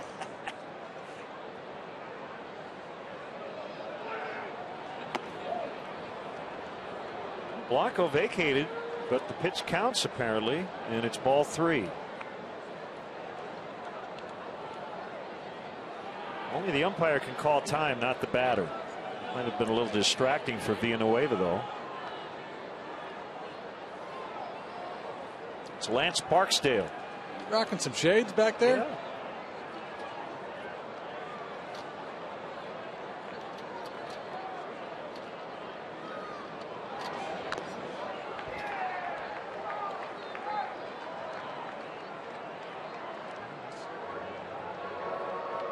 Using everything in his arsenal here. That was a 3-1 changeup to Gregor Blanco he just threw. Still some issues. Villanueva is confused about the count. He asked Barksdale a couple different times prior to that pitch.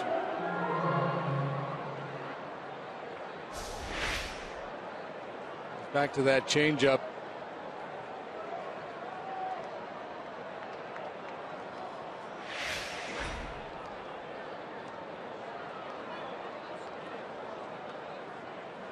Tying run at second with 2 outs. Crawford on deck.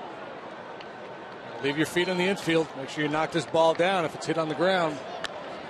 It is on the ground, but right at Rizzo, and he will take it himself to end the frame. Giants get a man past first for the initial time today here in the 5th inning, but they do not score once again.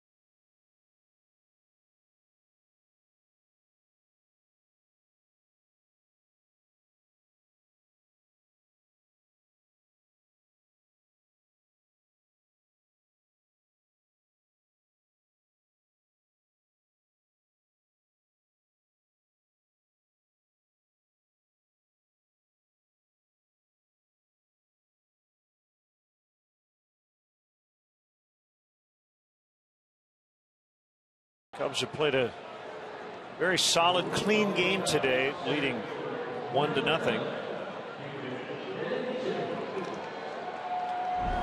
Matt Cain has allowed the 1 home run to David DeJesus. That's the difference in the ball game. Both these guys doing a heck of a job today. You've got Rizzo first time up, got Soriano to chase a high heater, and then caught Rizzo looking. Fastball down around the knees. Got 4 punch outs this afternoon. Here's his nemesis, De Jesus, 2 for 2, double and a home run.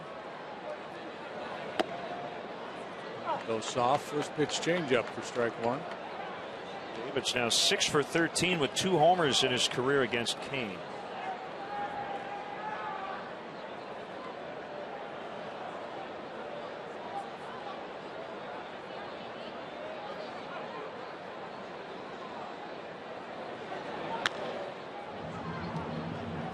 Shuffle step to the right. Scudero makes the play. Another happy birthday wish. Joey Roble turning 9. Happy birthday, Joey. It'd be great to be 9 again just for a day at least. Always right with the world when you're 9 years old. At the time a lot of kids fall in love with baseball.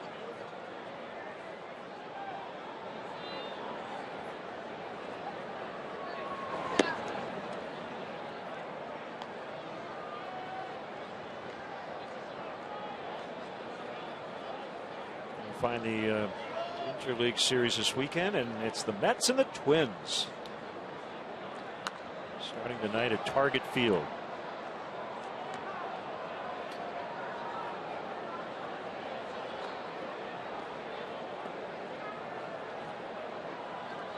Red Hot Braves go to Washington.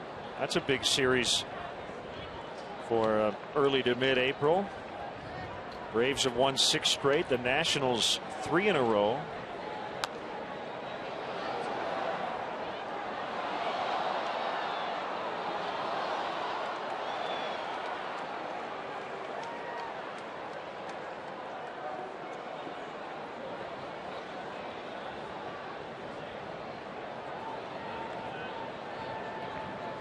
One and 2 to Castro.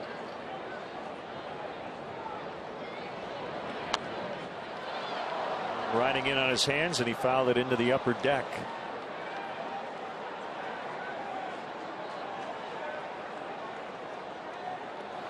Yes, sir.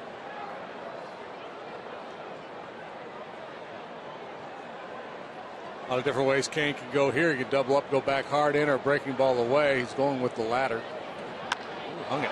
That is crushed out into deep left center, and it will go to make it 2-0. It's his first of the year.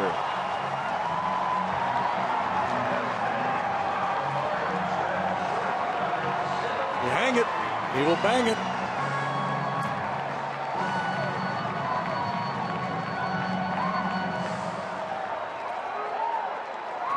Two home runs, both solo shots. Cubs lead 2-0. Hanging breaking ball up about belly button high. And that is our Ford home run replay. That's the kind of pitch when it leaves your hand, you're thinking, boy, I'd like to have this one back.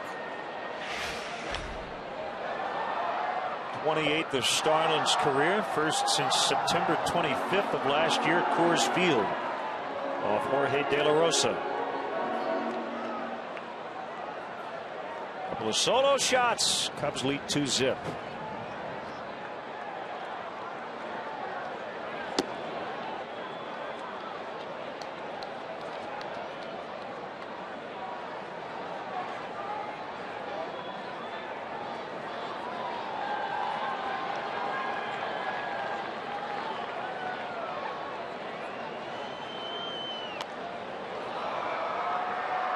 Third foul out of play, 1 and 2 to Rizzo.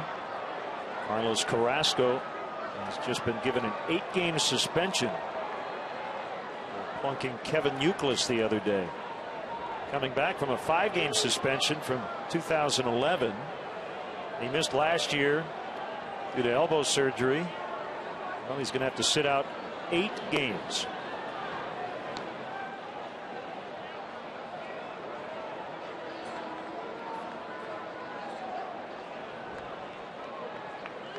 And early in the year for all this bad blood. Yeah.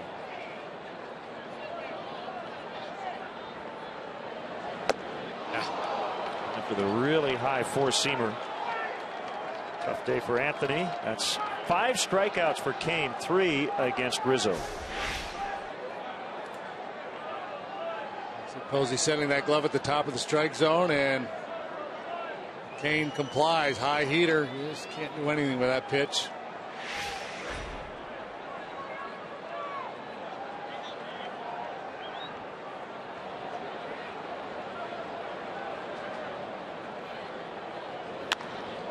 Ground ball, backhanded play, Crawford.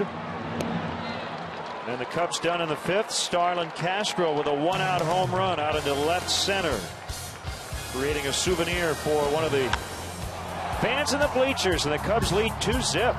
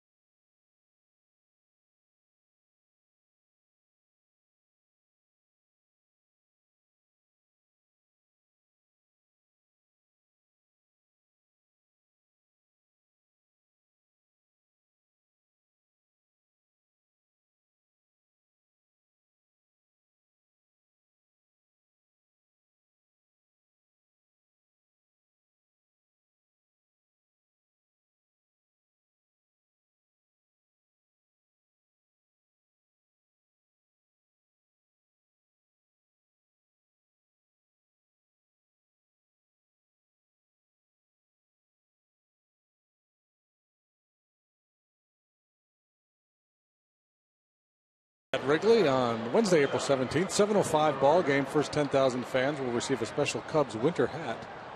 Compliments of Pepsi, modeled there by Dale Swain. Beautiful, I might add. To purchase tickets, visit Cubs.com.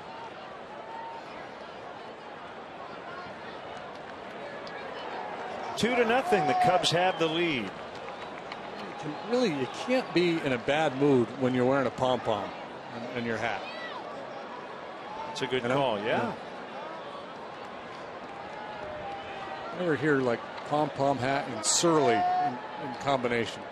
You're just jovial.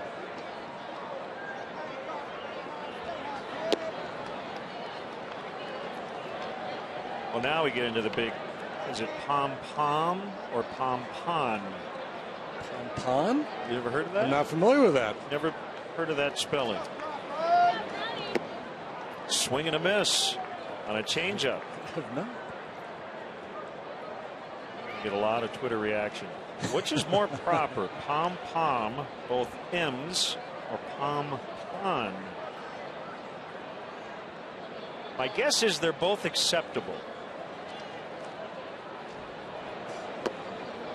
Off the plate outside. I've never heard of the pom-pon. Yeah. I've never heard of it.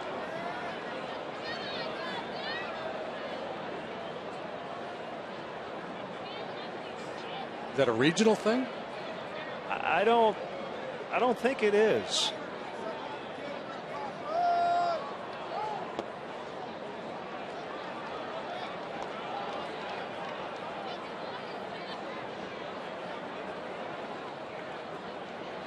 Crawford may have just bought himself a fastball the way he laid off that 2-1 changeup. We'll see.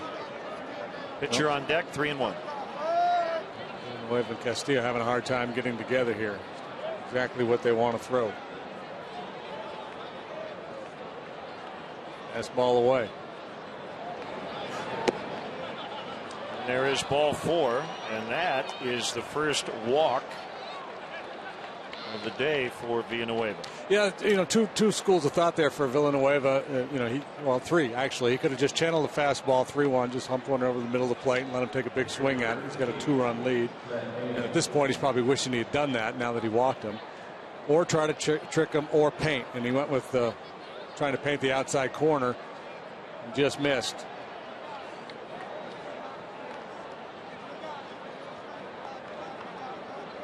Fun to watch a guy like Villanueva work, though, because you can understand his thinking, the way he's trying to set up hitters, move the ball around.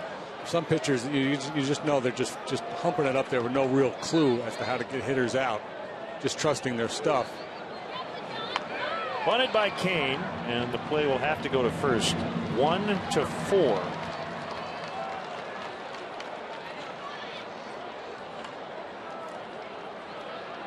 Get real-time info, including pitcher gas gauge stats, tweets with Cubs in-game live, only at csnchicago.com. It's brought to you by Comcast Business Class.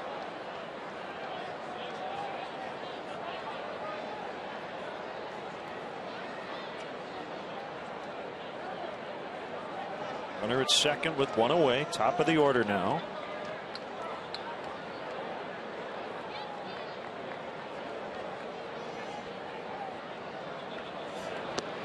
Outside.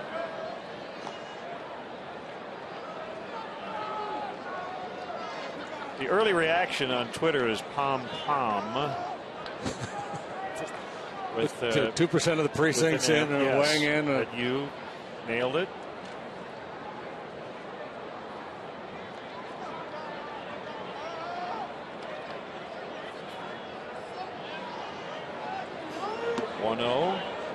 It's a back corner there.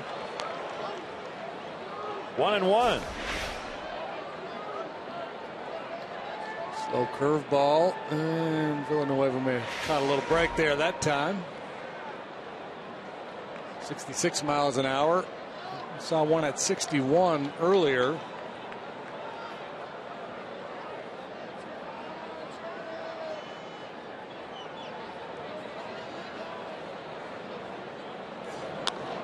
Off the end of the bat, shallow right center. Sherholt's cruising, and he's got it. Crawford has to hold.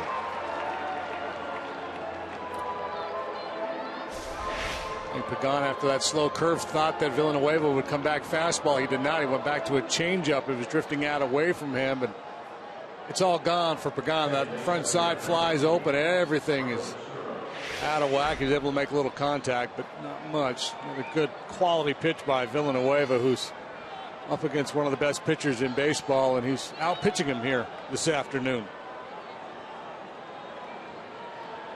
Cub fans have to be happy with what they've seen from Villanueva so far through 2 starts in a Cub uniform.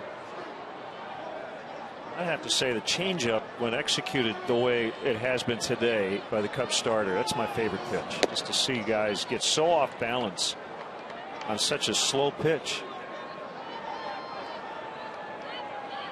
Yeah, and it's the fact that he also has a good breaking ball and the fastball command that just forces the hitters to contemplate so many different things. They can't just disregard a certain pitch or a certain area of the strike zone.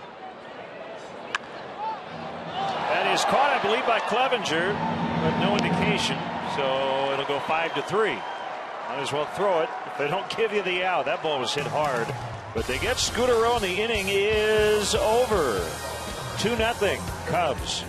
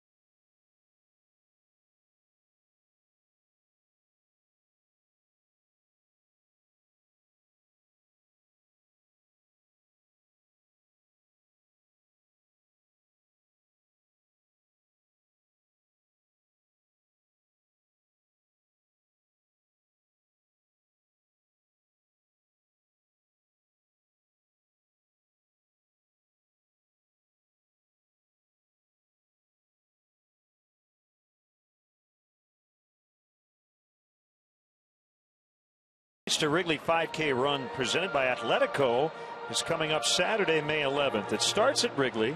Participants will run around the neighborhood, finish under the legendary marquee at Clark and Addison. And this year, runners who raise $1,000 or more are able to run a post-race victory lap around the warning track. Participants who raise $500 or more can enjoy brunch inside the stadium following the race. Go to racetowrigley.com to register.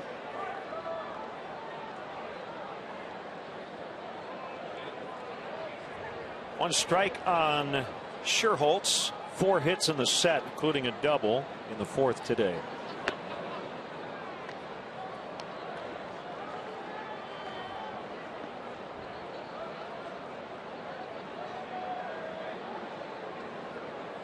Lindsey Dixon wants us to give the Brits watching their first live game of the season a shout out today.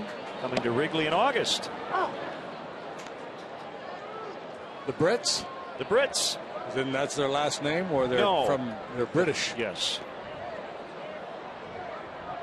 Wynn Griffiths loves that. Up in the booth with us. Fine photographer. Watching in Ireland as well. Maybe we can arrange some bangers and mash at the ballpark. Some shepherd's pie.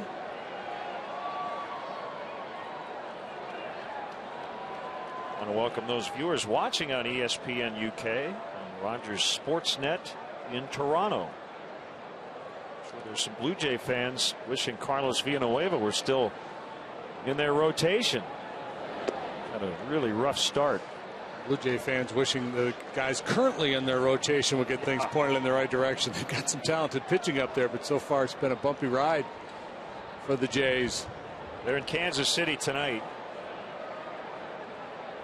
Jay Happ and Luis Mendoza, scheduled starters. Ground ball knocked down by Belt into foul ground. He'll flip to Kane, covering for the 3-1 out.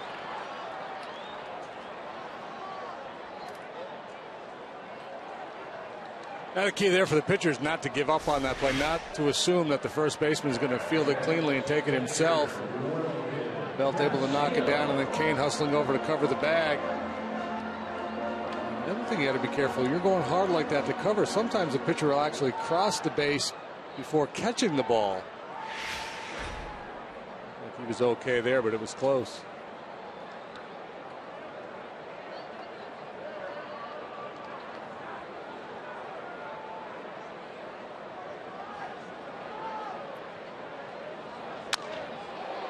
Little flare, right field. That bat died a hero. Castillo has his second hit, and that one hurt. Shaking that right hand. Ow.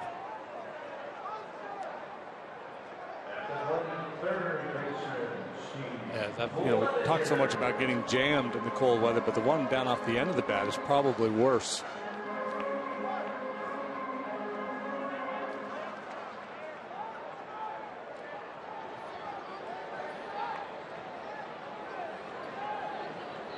Clevenger 0 for 2 at the plate. Has had an uneventful day at third. Made a nice play to end the 6th, but that's really the only ground ball he's been a part of.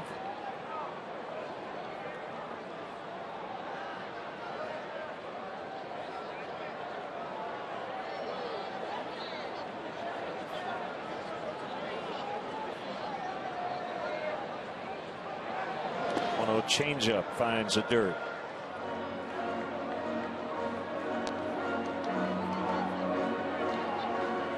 Castillo not a base stealer. You might be tempted to play a little hit and run here. If you felt you could trust Clevenger to put the ball in play off Kane. If it comes up empty on a swing and miss, Castillo would be hung out to dry. Lined to the center fielder Pagan. Sometimes you don't want to put a play on 2 balls and no strikes and force a hitter to swing at a bad pitch. He's got such a favorable situation in terms of the count. That's why 2-1 is the count you most often see a hit and run play. They're watching us all over the world, partner.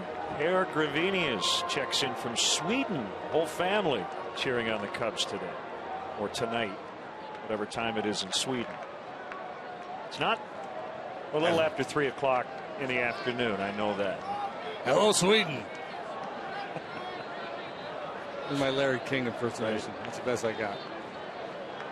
What do we more? Sweden, hello.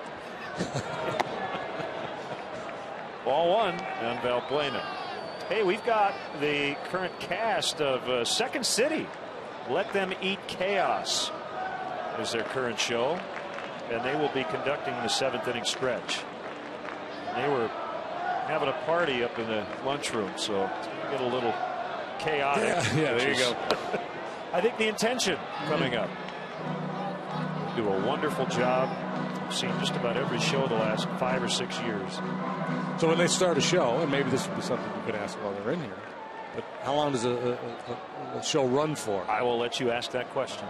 Good. It depends on the show. I've just done my prep work for our interview.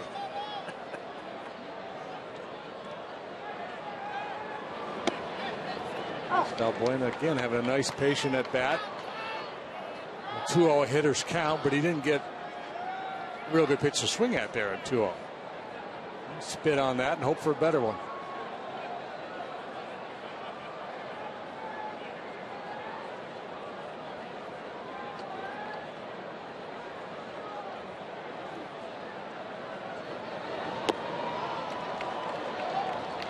It wasn't a better one. Not from his point of view. That's what Kane has been able to do. That's what Villanueva's been able to do all day. Throw that changeup in any count.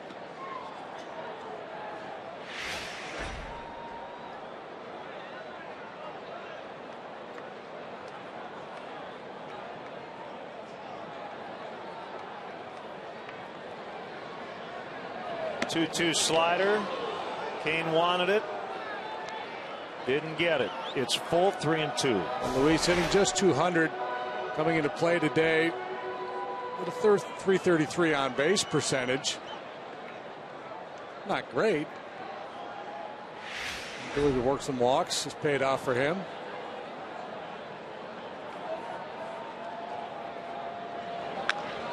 Line into center and a base hit. Castillo will keep on running. Good day for Valbuena. 3 plate appearances. He's reached all 3 times. Just a great at bat there. Really a good solid approach at the plate.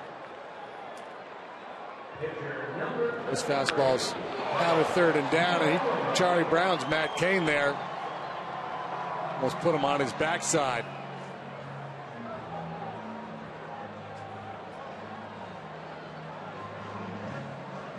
So it is just after 10 p.m.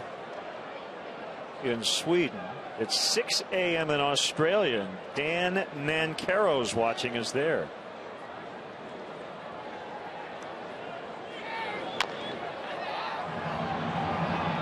Sandoval. That's Villanueva. Cubs lead 2. We head off to the 7th. The home team leading 2-0.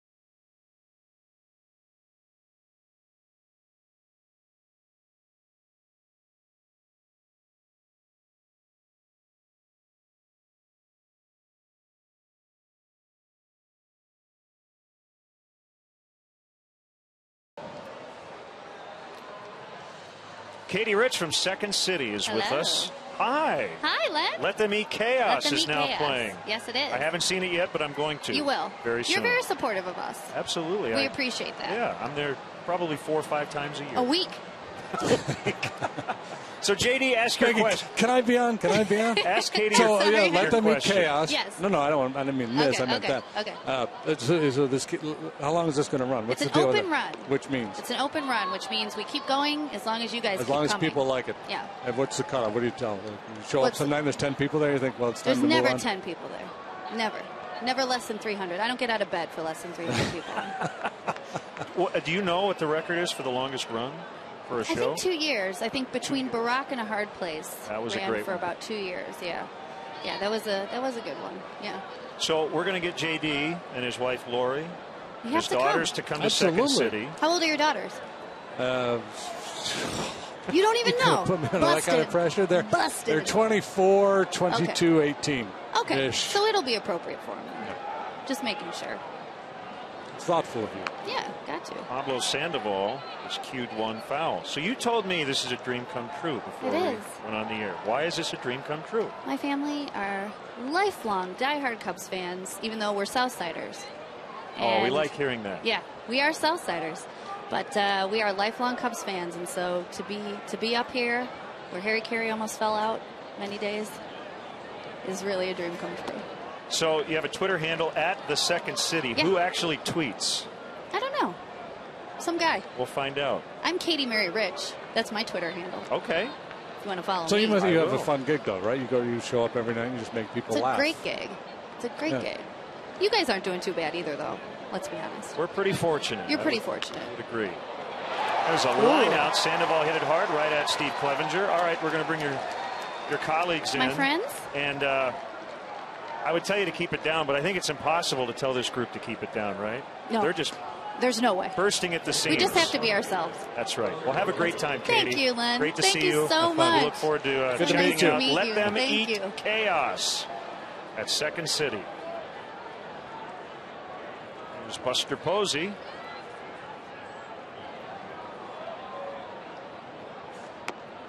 And he takes a strike.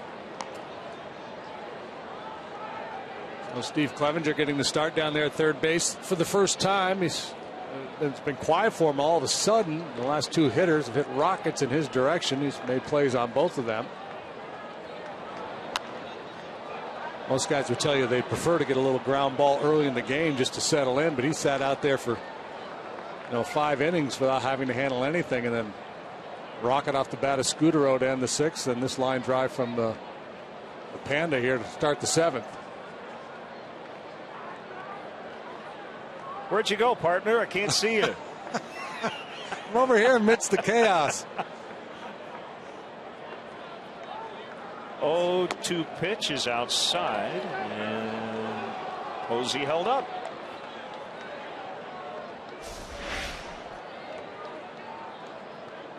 You did.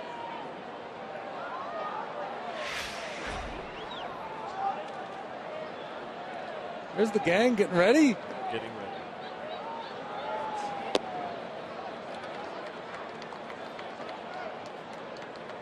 And it's I don't know if I've been to a Second City show where they haven't made some Cub references. Definitely Cub socks. That's always a part of it. Makes it fun.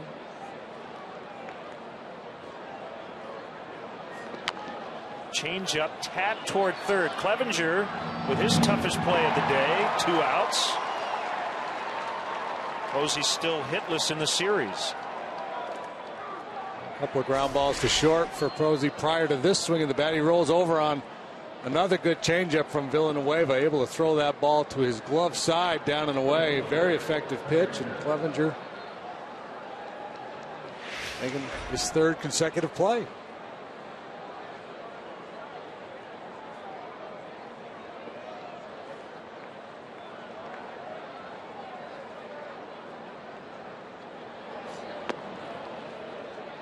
Ball 1 on Hunter Pence.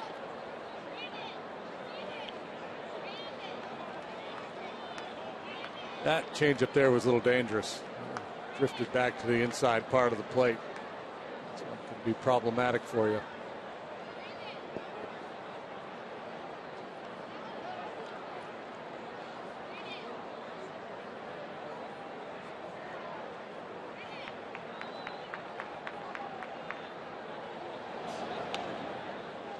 Curveball low and outside. 2-0. It's James Russell. Worked an inning yesterday and struck out the side.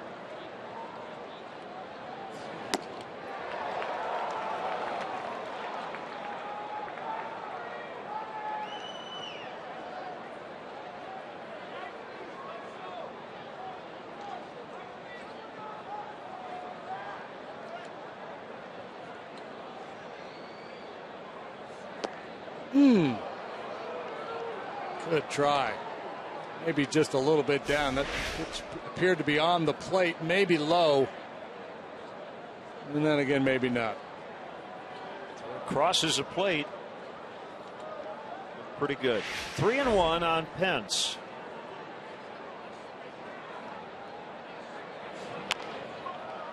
Castro coming in. Stretch time with Second City. Today's guest conductors for Take Me Out to the Ball Game, cast members of the Second City. All right, Cubs fans! Let me hear ya! On 1, on 2, on 3! Take me out to the ball game. Take me out to the crowd.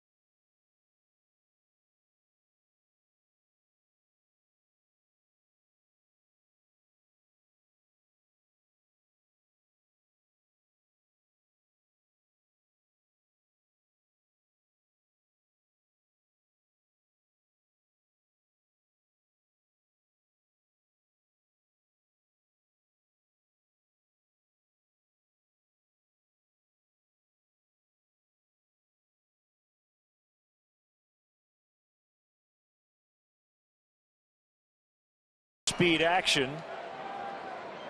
Home runs today have been the difference. De Jesus and Castro each with their first of the year, coming up the perennial Cy Young contender Matt Cain. A day in which pitching has dominated. A couple big swings of the bat, providing the difference. Both starters still working.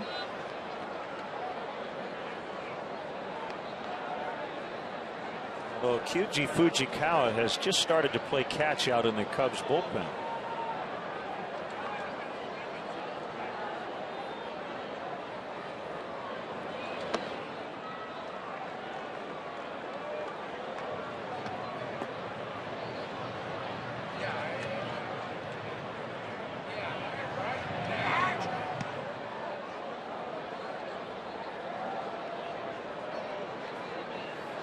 Cain already over 100 pitches.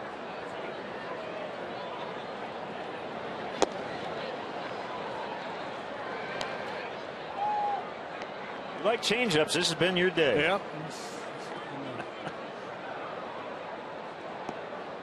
A lot of hitters out on that front foot today.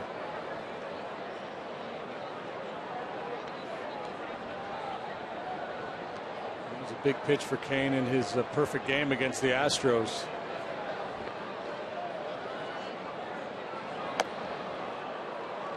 Looked vertically in the strike zone there, and he gets to Jesus for his 6th punch out.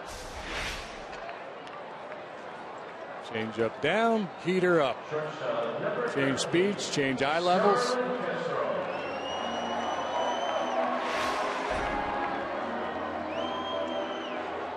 And that changeup has made Villanueva and Kane's fastballs, 89, 90, maybe 91, look like 95 at times. Jesus was clearly late on that pitch. Yeah, and I think that's a little bit of a with Kane. There's a little bit of a misunderstanding. People, think of him as a guy who just blows gas, and he's not. He's not throwing 95 miles an hour. His average velocity is right around 91 miles an hour, which is right around big league average. But it's the good changeup, and it is the explosive nature of that fastball. Slider, a cutter for a strike. 0-2. Get plenty of swings and misses. He's just a good, solid pitcher. 4-pitch pitcher who knows how to use all of those pitches.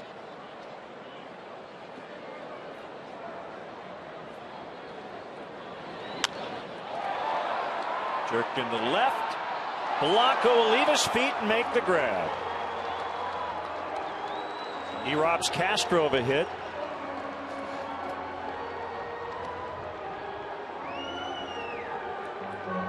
Blanco's a center fielder playing a corner outfield position.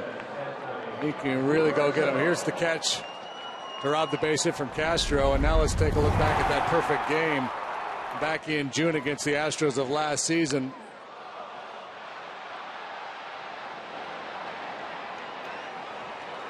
That's Melky Cabrera.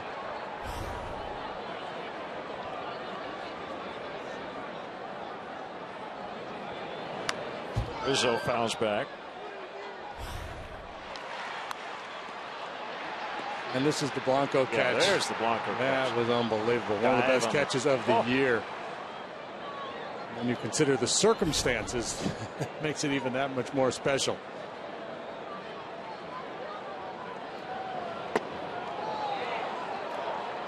Rizzo. He's been befuddled today. 0 for 3 with 3 strikeouts, and he's just been in between all day long. The fastball changeup combination that Kane has featured has just had Anthony twisted up in knots here.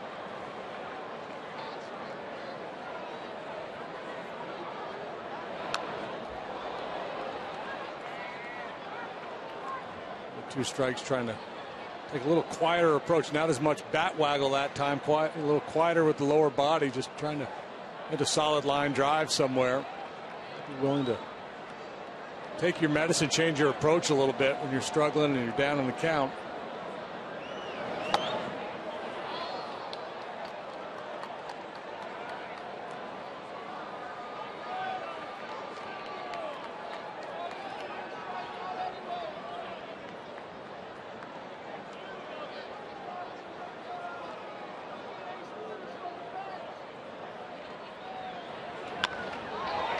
Contact, but it'll be caught by Blanco. Well, the 22nd perfect game in Major League history. June 13th, 2012 in San Francisco. Cubs lead 2-0.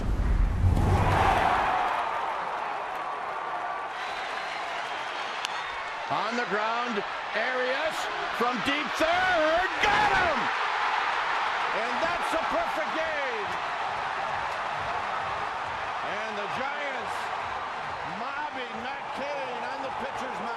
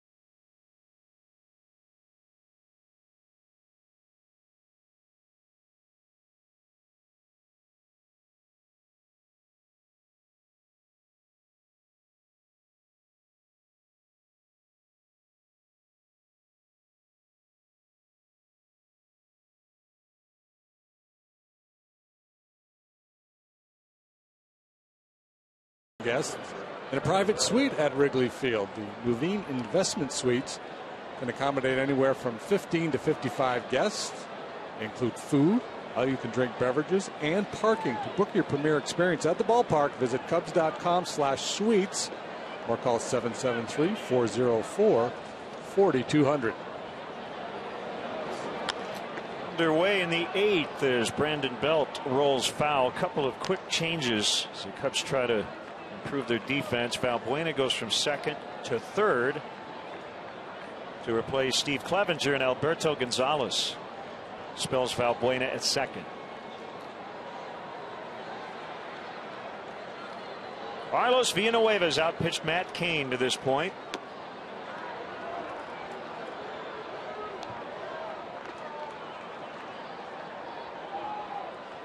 And on a day with a wind blowing straight out, he's held the Giants to 2 hits with 3 base runners. 2 men have reached scoring position for the Giants today. And singled, stole second in the 5th. Crawford walked in the 6th and was sacrificed the second by Matt Cain. He's not made many pitches from the stretch position today.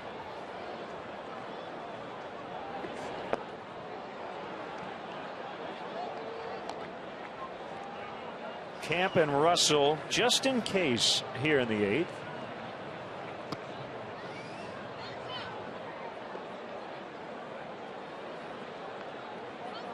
We saw Fujikawa play catch earlier.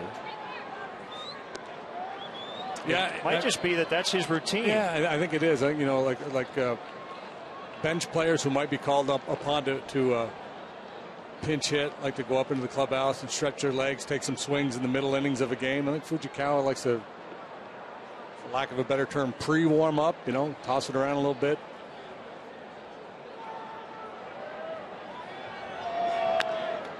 Fly ball pretty well hit. Left center. DeJesus back on the track. He's got just enough room. Right in front of the vines. There's certainly some more solid contact from the Giant hitters over the last couple of innings, but it has not hurt Villanueva. The defense has been solid behind them, and it's amazing how that works when the pitching is good and efficient and crisp. The defense usually rises to the occasion as well, and as ugly as yesterday's game was, this one is really a well-played ball game.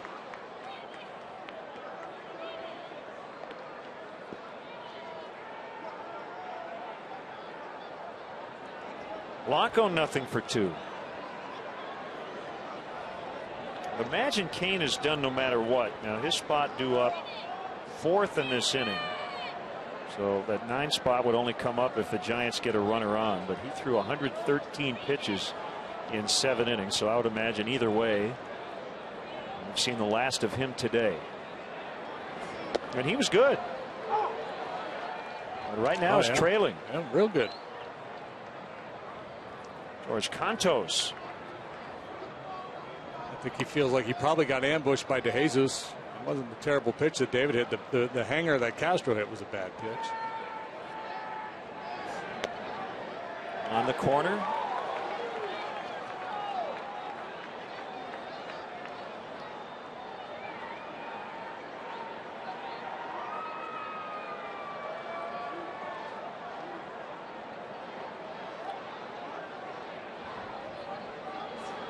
Whoop. As Harry Doyle would say, just a bit outside. Just reach back for a little something extra there.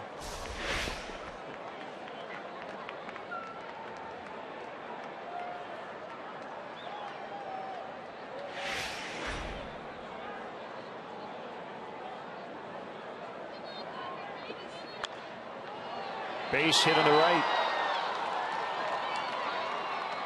Blanco turns on a 1-2, and the tying run will come up. It's Brandon Crawford.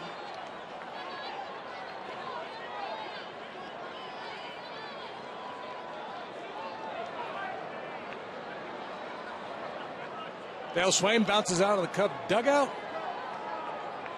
He wants his left-hander. He's calling for James Russell. And Villanueva should get a great hand as he walks back to the dugout. His first home start as a Chicago Cub was a dandy. It's the Honda call to the pen.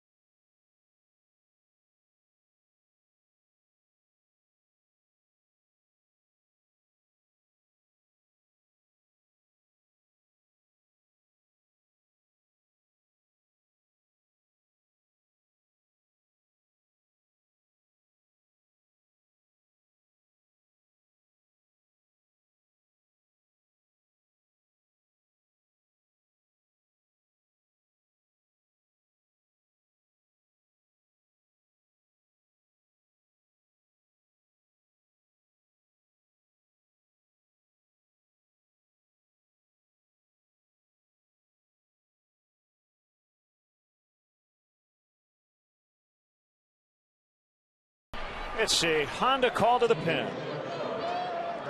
Southpaw James Russell. And he will face Crawford, with switch hitting Andres Torres jumping into the on-deck circle behind him. So far, so good for James this year with a 0 ERA. As I mentioned earlier, came into the game yesterday, worked the ninth, 3 up, 3 down, 3 strikeouts, all swinging. It was Belt Blanco Noonan that he faced yesterday.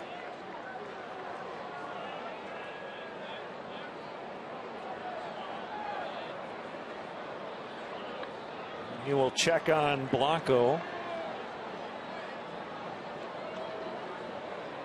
Russell has faced 7 batters and he's retired all of them.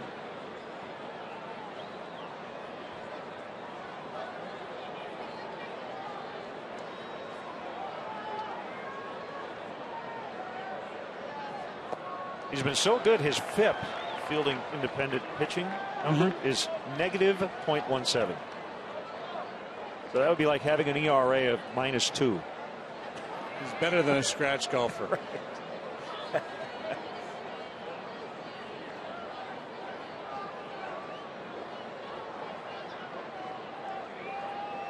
Well, when your WHIP is 0 and your ERA is 0, that's pretty good.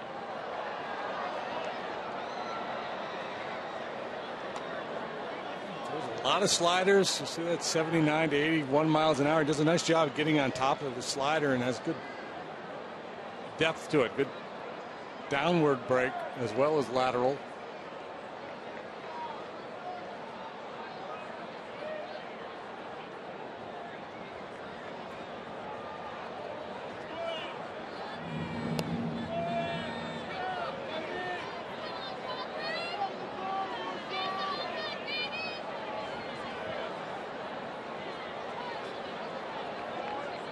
Cubs trying to even up this 4-game set. Off the 7-6 decision yesterday.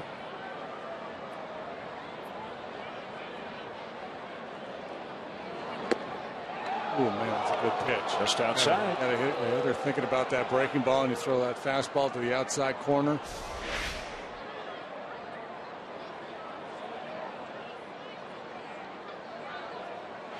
Painting the edge, just didn't get the call.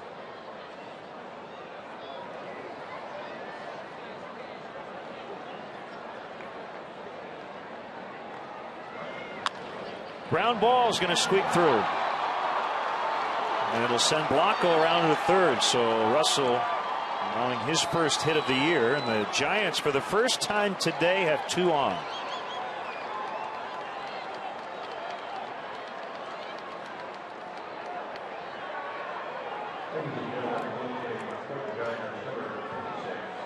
Andres Torres. Bring up Andres Torres, a switch hitter batting right-handed.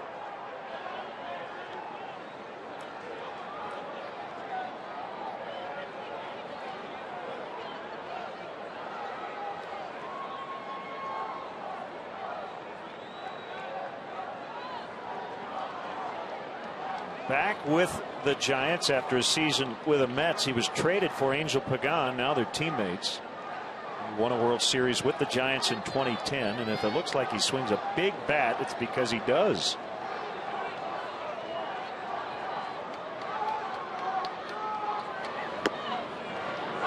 Change up to get things started. Yeah, it's amazing. Most bats, all the bats are roughly the same size. Some just a little bit bigger. But when a guy takes a big one up there, it looks huge. I don't know if that's the 35-33 model or not. He used that for the best span of his career, 09 to 11. Swing and a miss. Then he went to the 34-32 model, 35-inch, 32-ounce. Last year and struggled, so he recently ordered some of the old bigger bats.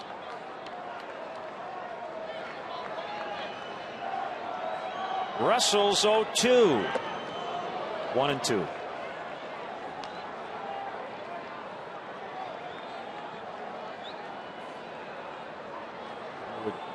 Doubt there is a Cub player who swings a bigger bat than Alfonso Soriano. He's always had one of those big clubs.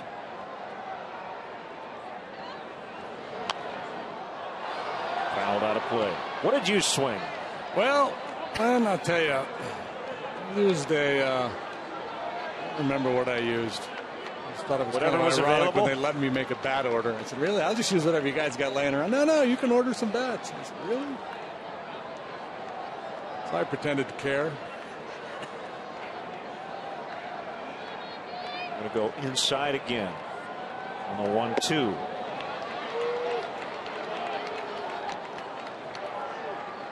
Set up a changeup here. Has been the pitch du jour.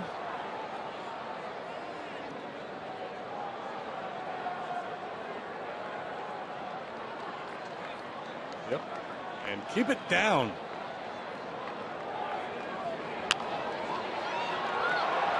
Five, 4, 3. They turn it. So that changeup turns into 2 outs, and the inning comes to an end. The Cubs still lead 2-0.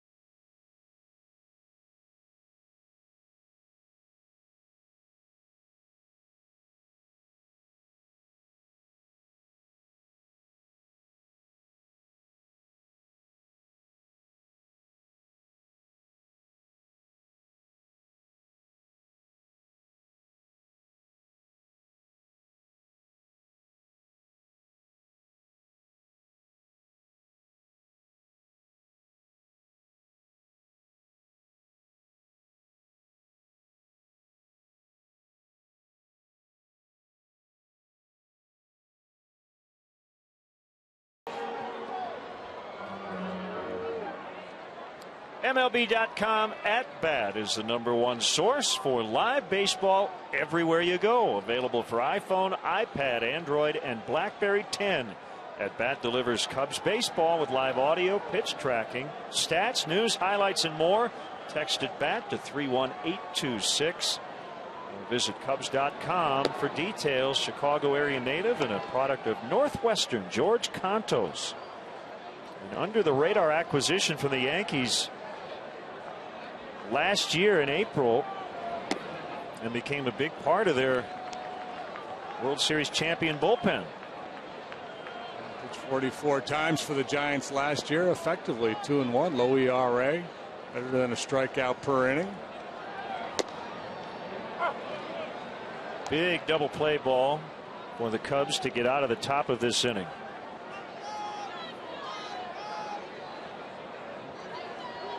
Swaim did a little juggling with his infielders there, got his best defensive alignment, and it paid off.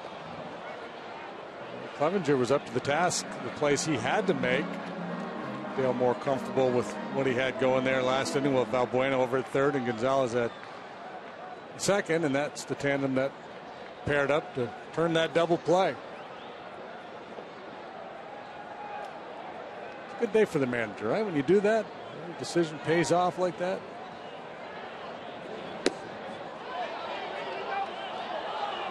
Soriano with that big bat able to hold up. He's got strong wrists.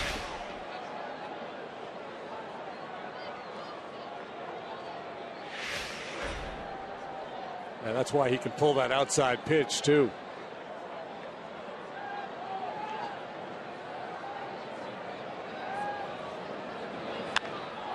Like that. Pulled it too much.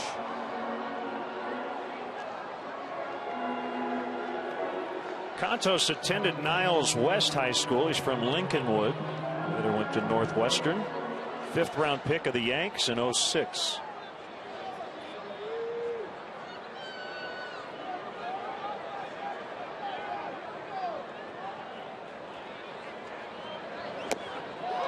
Swing and a miss, strike 3.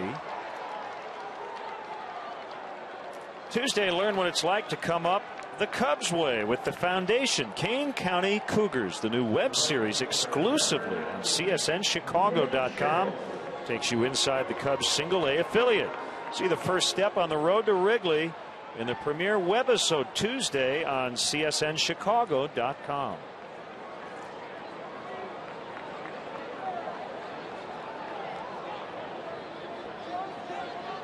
Light missed once again. As we play the bottom of the 8th. Strike on Scherholtz.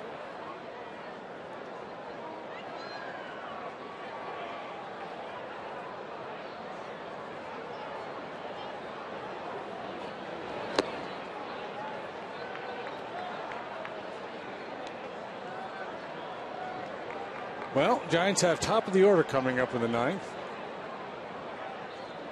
Swaim wouldn't mind a little insurance run or two here. Fujikawa, Reddy's in the Cub bullpen. It's a nasty slider there. You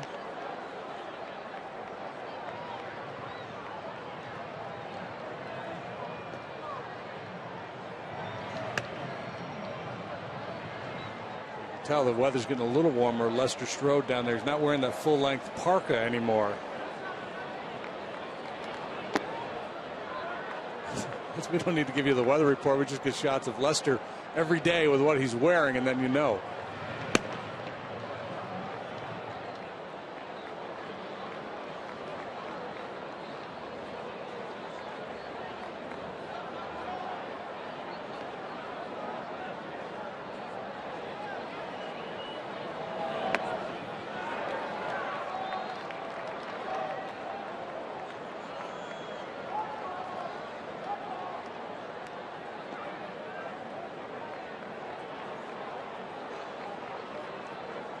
Full count on Scherholtz.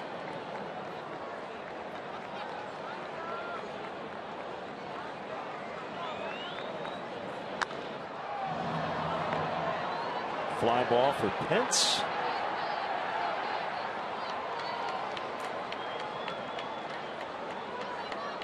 Giants have only been shut out once this season. That was on opening day. You may remember Clayton Kershaw was pretty good on April 1st. 4 hits shutout, and he hit a home run.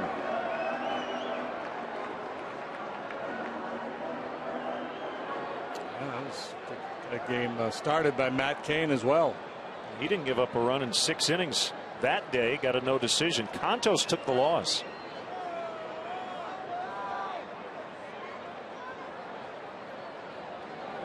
How about the starting pitcher hitting a game-winning homer in the 8th inning? It's taking matters into your own hands. Rick Wise once pitched a no-hitter and hit 2 home runs in the same game. If players ever had a better day at the ballpark.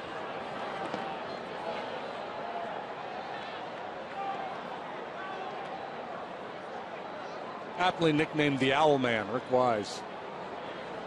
Very good pitcher for a long time.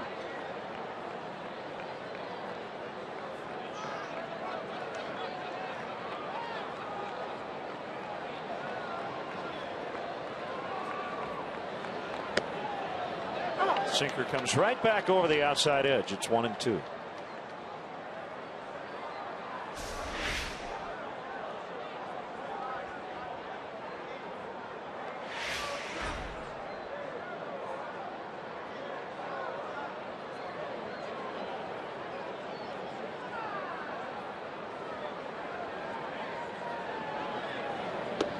Swing and a miss on a good slider. Contos with a 1-2-3. We will head to the 9th. Fujikawa against the top of the Giants order. Try to close them off.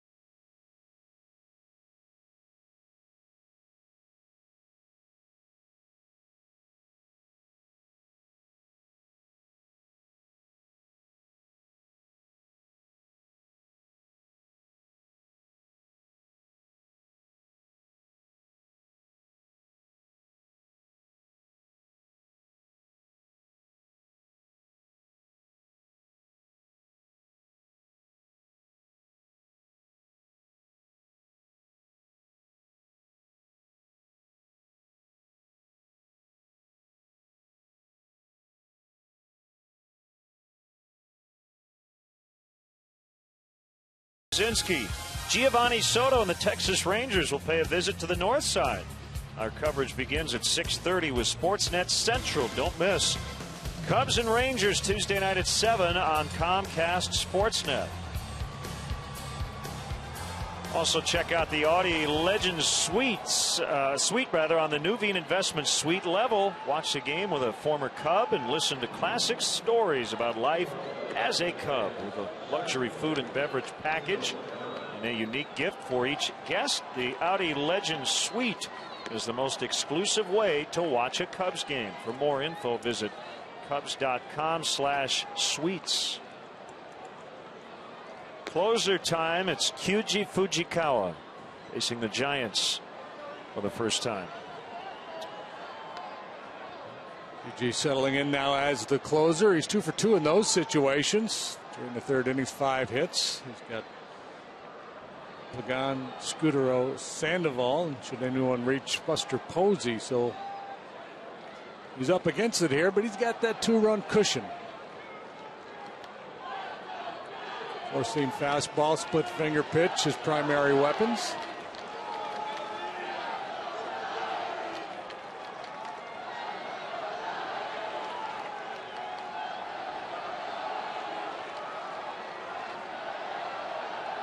Here we go. Fastball gets away from him. 4-1.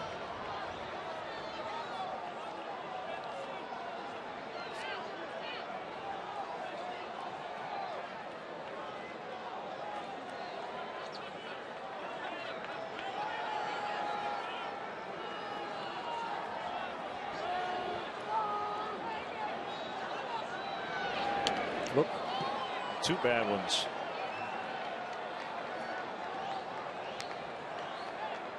You wonder about a grip issue as he rubs up a new ball.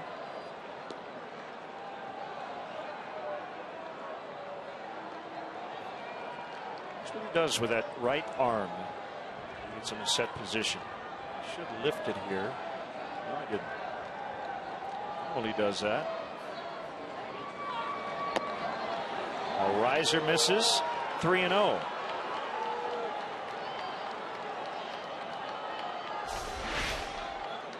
You tell yourself, whatever you do, don't walk that leadoff man, and next thing you know, you're down in the count 3-0.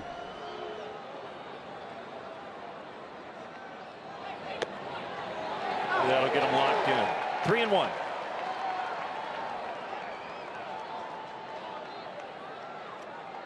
Down 2, I would not be surprised to see Pagan taking all the way here.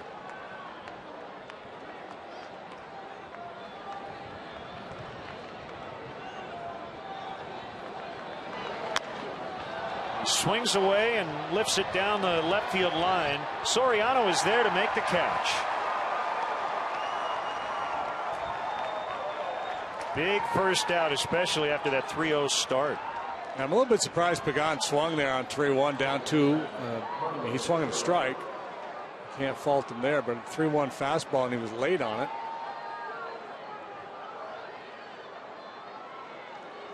A little stiff, maybe? Fujikawa with all that twisting he's doing out there. That little maneuver right there, he had been doing just about before every pitch. Stretching out that right arm. Ball 1 to Scudero. He's grounded out all 3 times.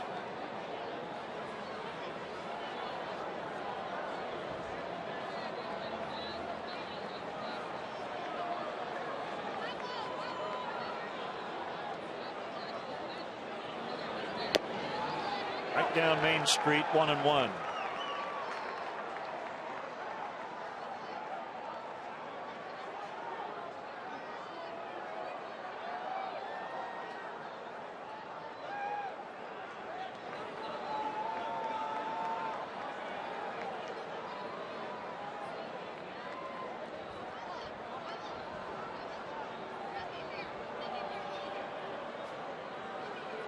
Two, 3, 4 hitters in the Giant lineup collectively have not reached base today.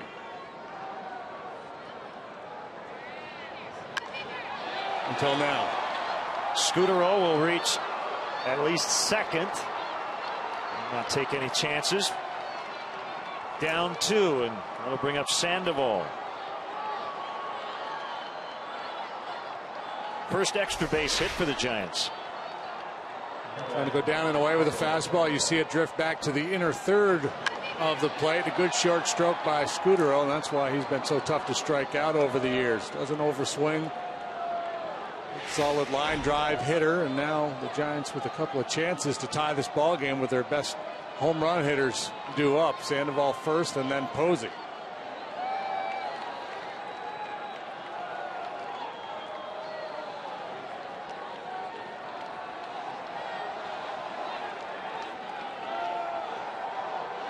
Rizzo tight to the line at first. Outfielders deep, playing no doubles.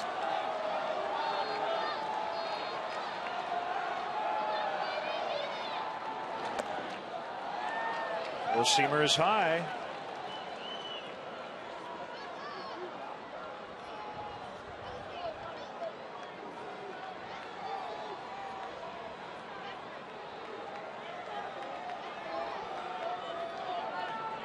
Dale Swain probably asking himself in the Cubs dugout, will there ever be an easy win this year?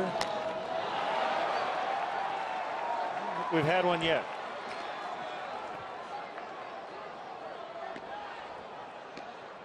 And even the ones that look to us to be easy wins are not for the manager. Well, yesterday was setting up as an easy win, and it turned into not only was it not an easy win, it was an L. 1-1 on Sandoval. The kick and the pitch, it gets away, and it actually bounces up into the seats. That is a wild pitch. Really what happens is Scudero is at this point almost irrelevant. Just get outs. Yep, it's the race. 3 outs before they get 2 runs, and you're a winner.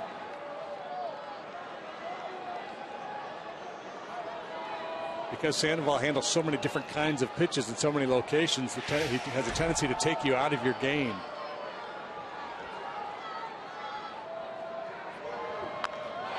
Fly ball to right, not carrying much, and it's going to drop for a base hit, and it's 2-1. Boy, at first you're happy that that ball was going to stay in the park, and then you thought, well, Sherholtz might not catch it, and sure enough, it caught enough of the end of the bat to drop for a hit. It's an off-speed pitch, and he's way out in front of it. And again, we've seen this time and time again with Sandoval. His bat stays in the zone so long, even when he's fooled, he's able to make contact, and when you make contact, sometimes even weak contact, good things happen. Way off the end of the bat, and if the Cubs aren't playing no doubles there, maybe Sherholtz can come in and make a play on that one. Hard to tell. So Arias will run for Sandoval. Tying runners on base. Here's Posey.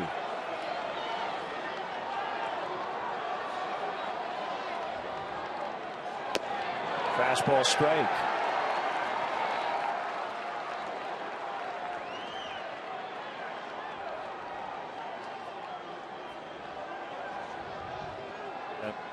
Kyuji just has not looked that comfortable out there today for whatever reason. Started with 2 really bad misses on fastballs. Eventually came back to get Pagan. He's allowed a double and a single since. And maybe that's that tossing we saw him do a couple of innings ago was all about. Maybe he's got something barking just a little bit, a tight muscle or a little bit of a knot. And so he got up to play a little catch, and I'm just guessing, and then said, okay, yeah, I'm good enough to go. And now that he's out there, it's still bugging him a little bit, perhaps.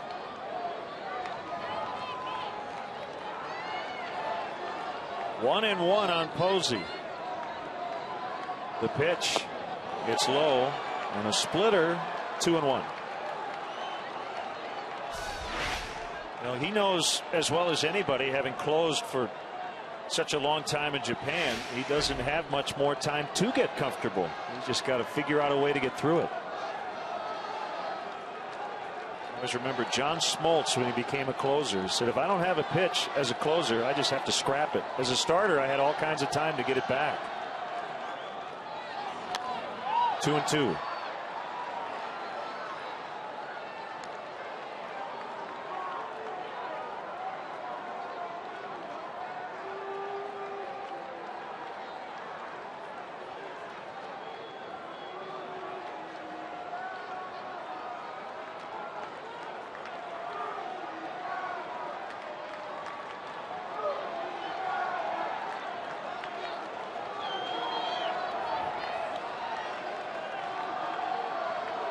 See if he'll chase.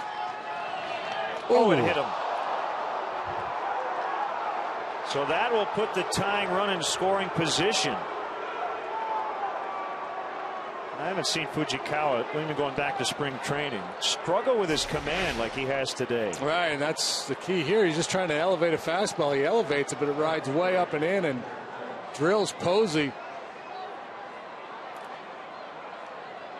Puts the tying run in scoring position, the go-ahead run on base. And Boggs will out and have a chat. Let's see how he goes after Posey here in this sequence. Got ahead of him with an aggressive fastball. Couldn't get him to chase the split finger pitch. Back-to-back tries. Good lively heater for foul off, and then just, again, a lot of times if you're pitching, and you just don't feel real fresh, and the ball's not coming out of your hand cleanly, you reach back for a little more, you try to hump up and throw harder, and when you do, you tend to fly open and you lose command. So Fazio and Ryo Shinkawa, the Cubs interpreter, out for that visit. Here comes Hunter Pence. Arias at second, Posey at first. And a one-run game here in the ninth. Here's a look at our AT&T UVerse Multiview.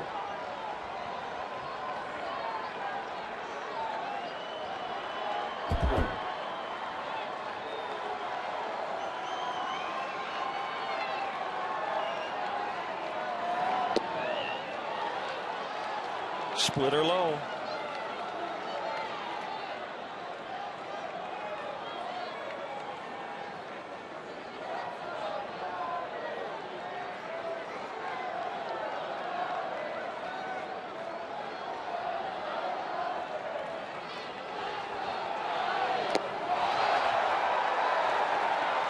One and one.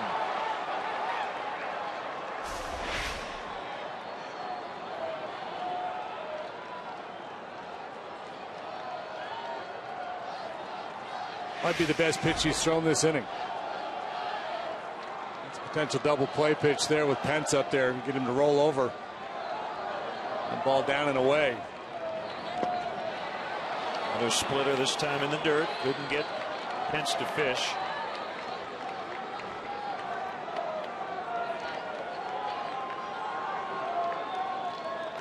Hunter Pence in the batter's box. It's like a thoroughbred in the gate at the Kentucky Derby. Those fidgety ones that they can't get to settle down in there. They just want to run.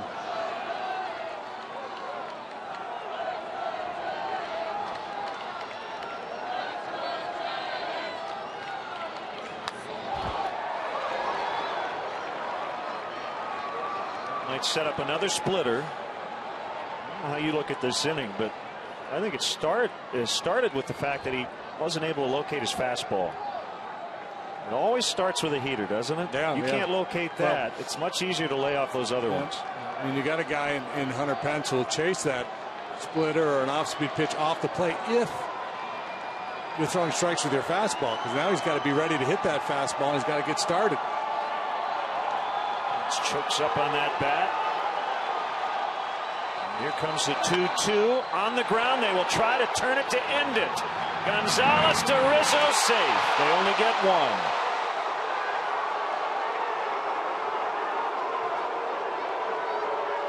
Pence really busting it down the line. That last lunge keeps the Giants in the game for the time being. Yeah, big high hop from Castro and had a long underhanded toss to make. A little stumble out of the box. He is a tough man to double.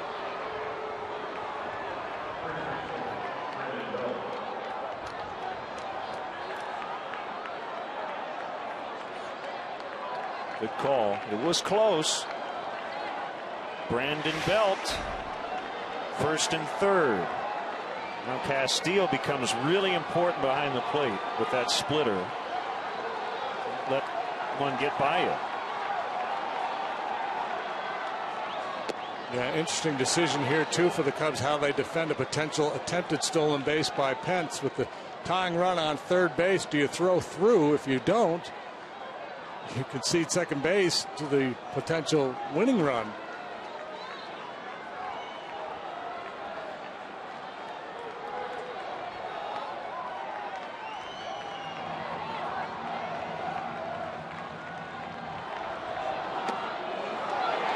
Strike, 1-1.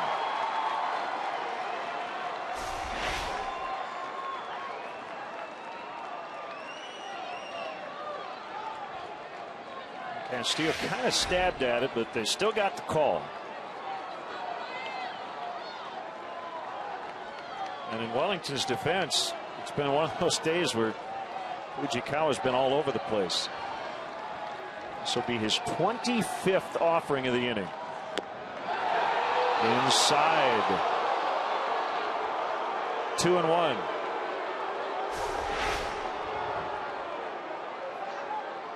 Wow. At times today, that has been called a strike.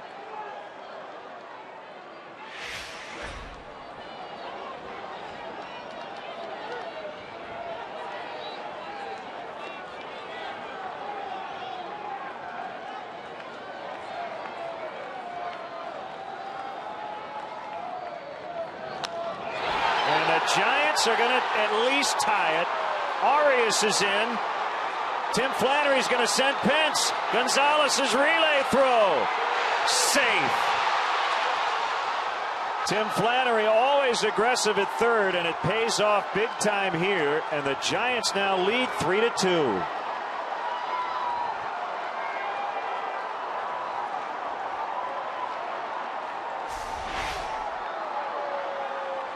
Yeah, a split finger pitch that just didn't do anything but hover right over the heart of the plate. Good strong throw home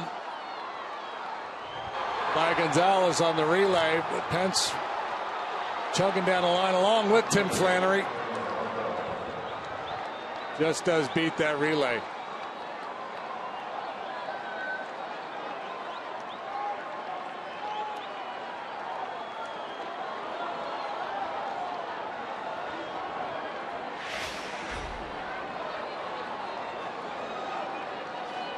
So the Cubs, who could not hold a 5-0 lead early yesterday, lose a 2-0 lead in the ninth. It's 3-2 Giants, and Fujikawa now trying to limit the damage. Cubs will have Gonzalez, Valbuena, and a pinch hitter in the bottom of the ninth, and it'll be Sergio Romo who's up in the Giants bullpen.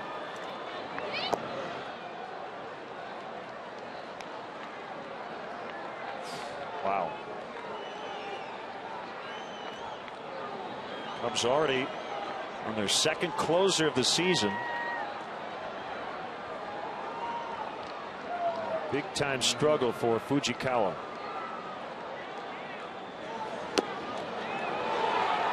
Two and one. That's why you can certainly understand the decision to make the change from Marmol to Fujikawa, but I don't think it was the no-brainer. You know, a lot of folks thought this just, you just never know what you're going to get. Well, I remember Dale saying I just don't want to have this discussion 10 days from now when he did make the change. So the Cubs do get out of the inning, but the Giants did a lot of damage. We're going to the bottom of the ninth. It's now 3-2 on the Belt double.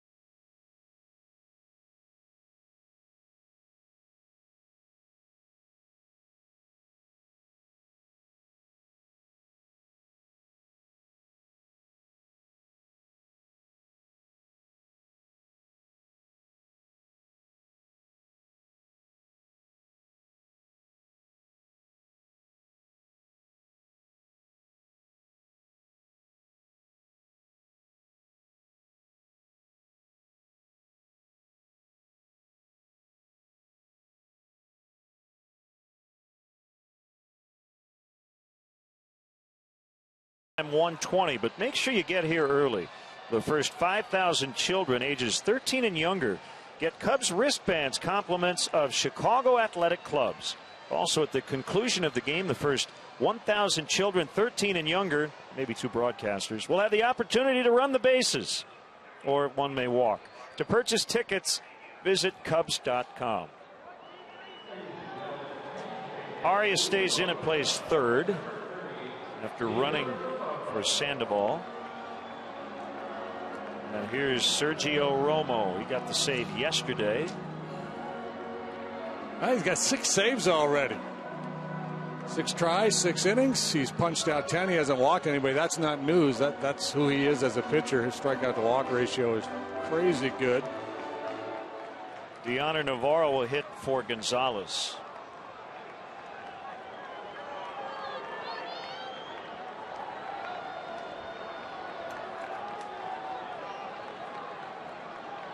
Very rough go for Kyuji Fujikawa. 30 pitches, faced 7 hitters, allowed 3 runs. Here we are, just the 10th game of the season, and there's this dark cloud hanging over the Cubs now. They've let these leads get away. They need a hero. They need something big to happen here in the bottom of the 9th just to change the feel around this ball club. Carlos Villanueva. He's got a 0.64 ERA and 2 very difficult no decisions. Navarro way up in the air to right. Deep, back, gone! Tie ball game! There's a hero for you. Deoner Navarro off the bench, and it's 3-3. Man, did this club need that in the worst way. They got a little more work to do, but big swing in the bat by Navarro. Off Romo. Inner half fastball. See ya.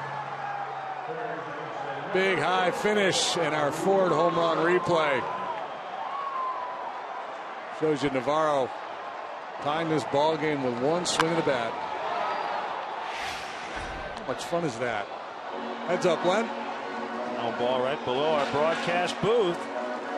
Nice play down there, man. So Fujikawa could get a win if the Cubs could get another run here in the 9th. What a ball game.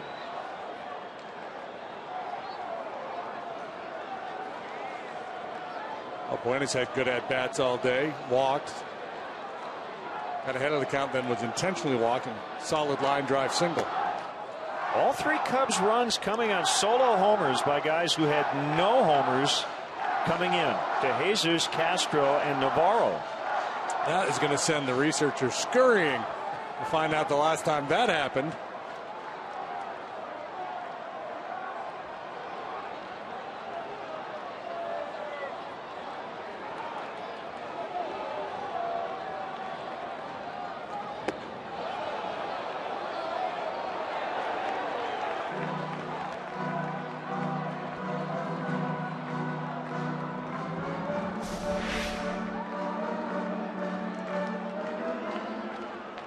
Two and one. Buena's checking as well. Posey asked for an appeal, and Buena is calling a sidebar. He wanted to talk about it with the judge too. 2-2.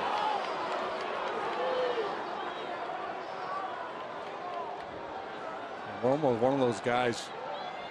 He throws a lot of strikes, but not a lot of hittable pitches. He hits corners. He's down around the knees. He's got that frisbee slider.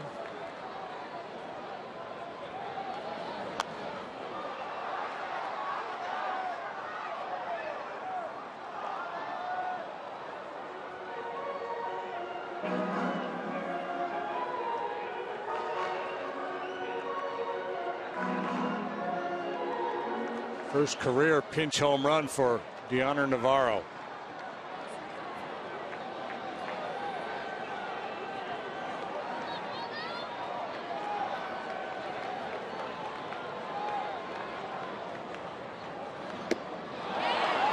Swing and a miss for the first out.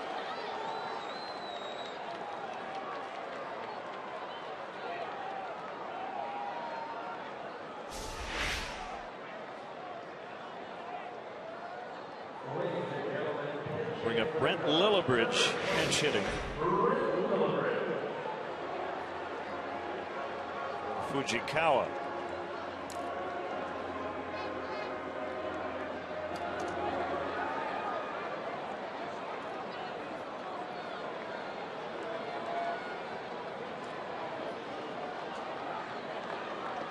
For Navarro, his first career pinch hit home run. Swing and a miss on a slider.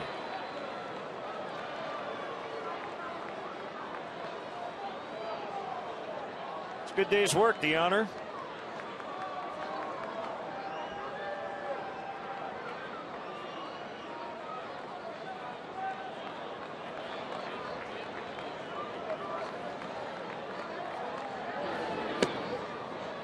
And Dale is trying to figure out a way to win this game, so it's the move that makes the most sense. However, you have 3 catchers. Clevenger, remember, started at third. He's out of the game.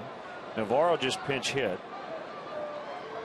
You got Castillo, the catcher, so if Navarro does not remain in, if we go to the 10th, it'll be Castillo or a position player having to don the gear later. Then you get into that big discussion about, who do you save? You save guys for innings that may not occur. Scratching and clawing in the 9th inning, you go with what you got. You have to. If you have the lead, you tend to preserve your resources in case the other club comes back on you. But when you're down, a sense of urgency, you've got to make every move you can to try to tie the ball game. Called strike 3.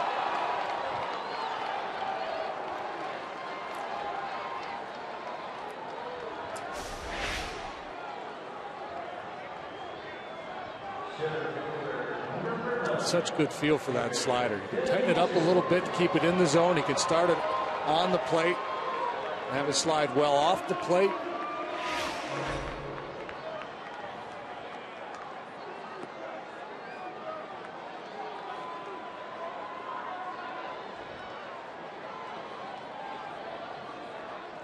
De Jesus yesterday doubled off Romo and would end up stranded at second.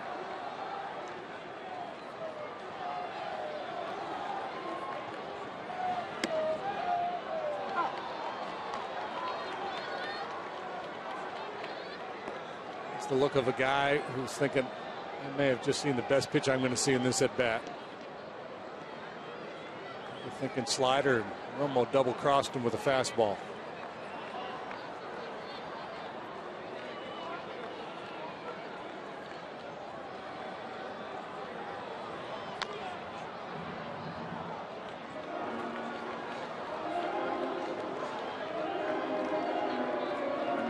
There's a 10th. It'll be Sean Kemp. Neither team has gone to extras this year, but a strike away from it.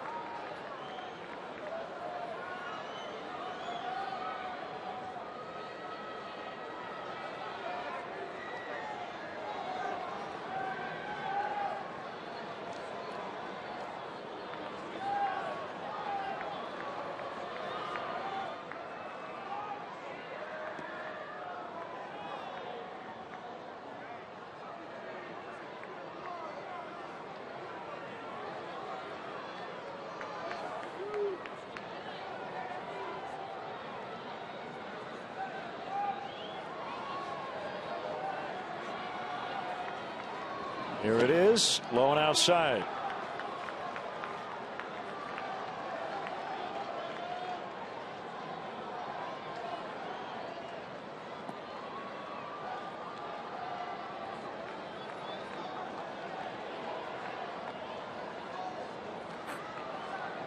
So each closer with a blown save today.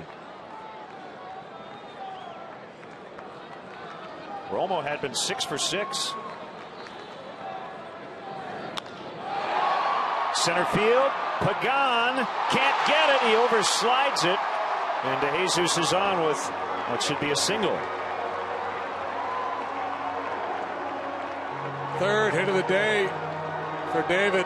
Pagan lucky that ball stayed put as he leaves his feet to try to make a play on it, and hits his body and does not get far enough away for De Jesus to get into scoring position. That was off his glove, off the end of his glove.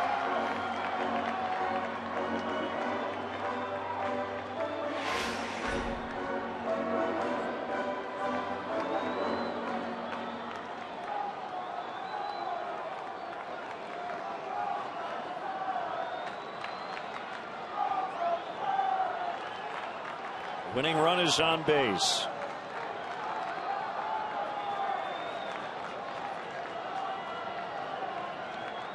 Romo will throw over.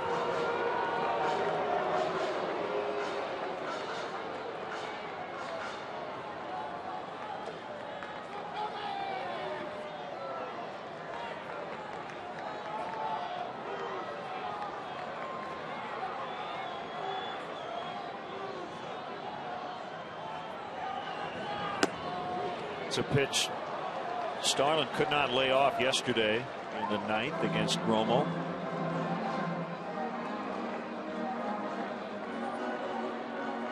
Romo starts on that outside corner with the slider and then just make it bigger and keep running it further off the plate. And Castro chased one way off in his at bat in the ninth yesterday. And slider again here.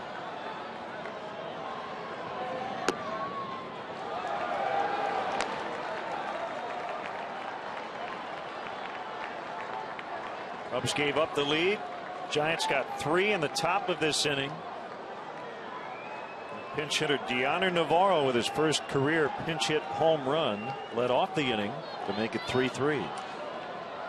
That at bat from yesterday fresh in Castro's mind. Alfredo doing a nice job here laying off those sliders. See if he can maintain that approach throughout this at bat.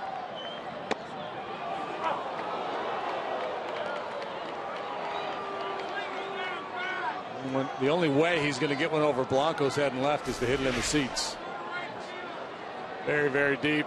Now, again, this the ability to throw that slider to both sides of the plate. Just like Dennis Eckersley. If Romo can do it for about 20 years, maybe he'll be a Hall of Famer.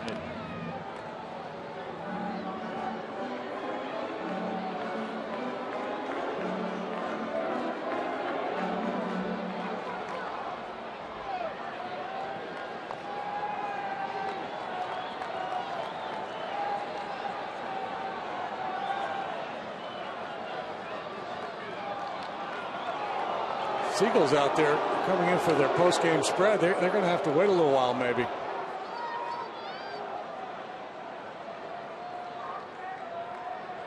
Don't forget to tip the clubby. Early bird special here on a Friday. 2-1 on Castro.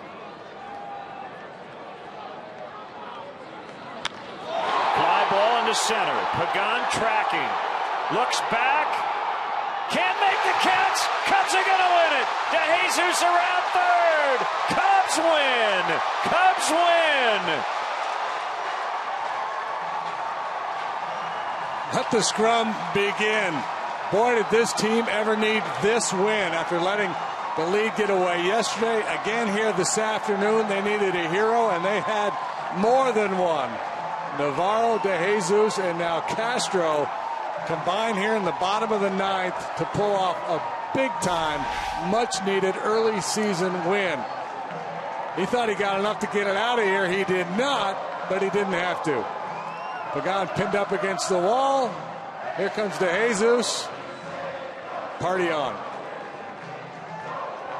All's well that ends well. So the Cubs are first team to get to Romo, who had been perfect, including the save yesterday to start this series. What a wild finish. What a ball game. Great pitching by the starters for most of the afternoon. Some late drama.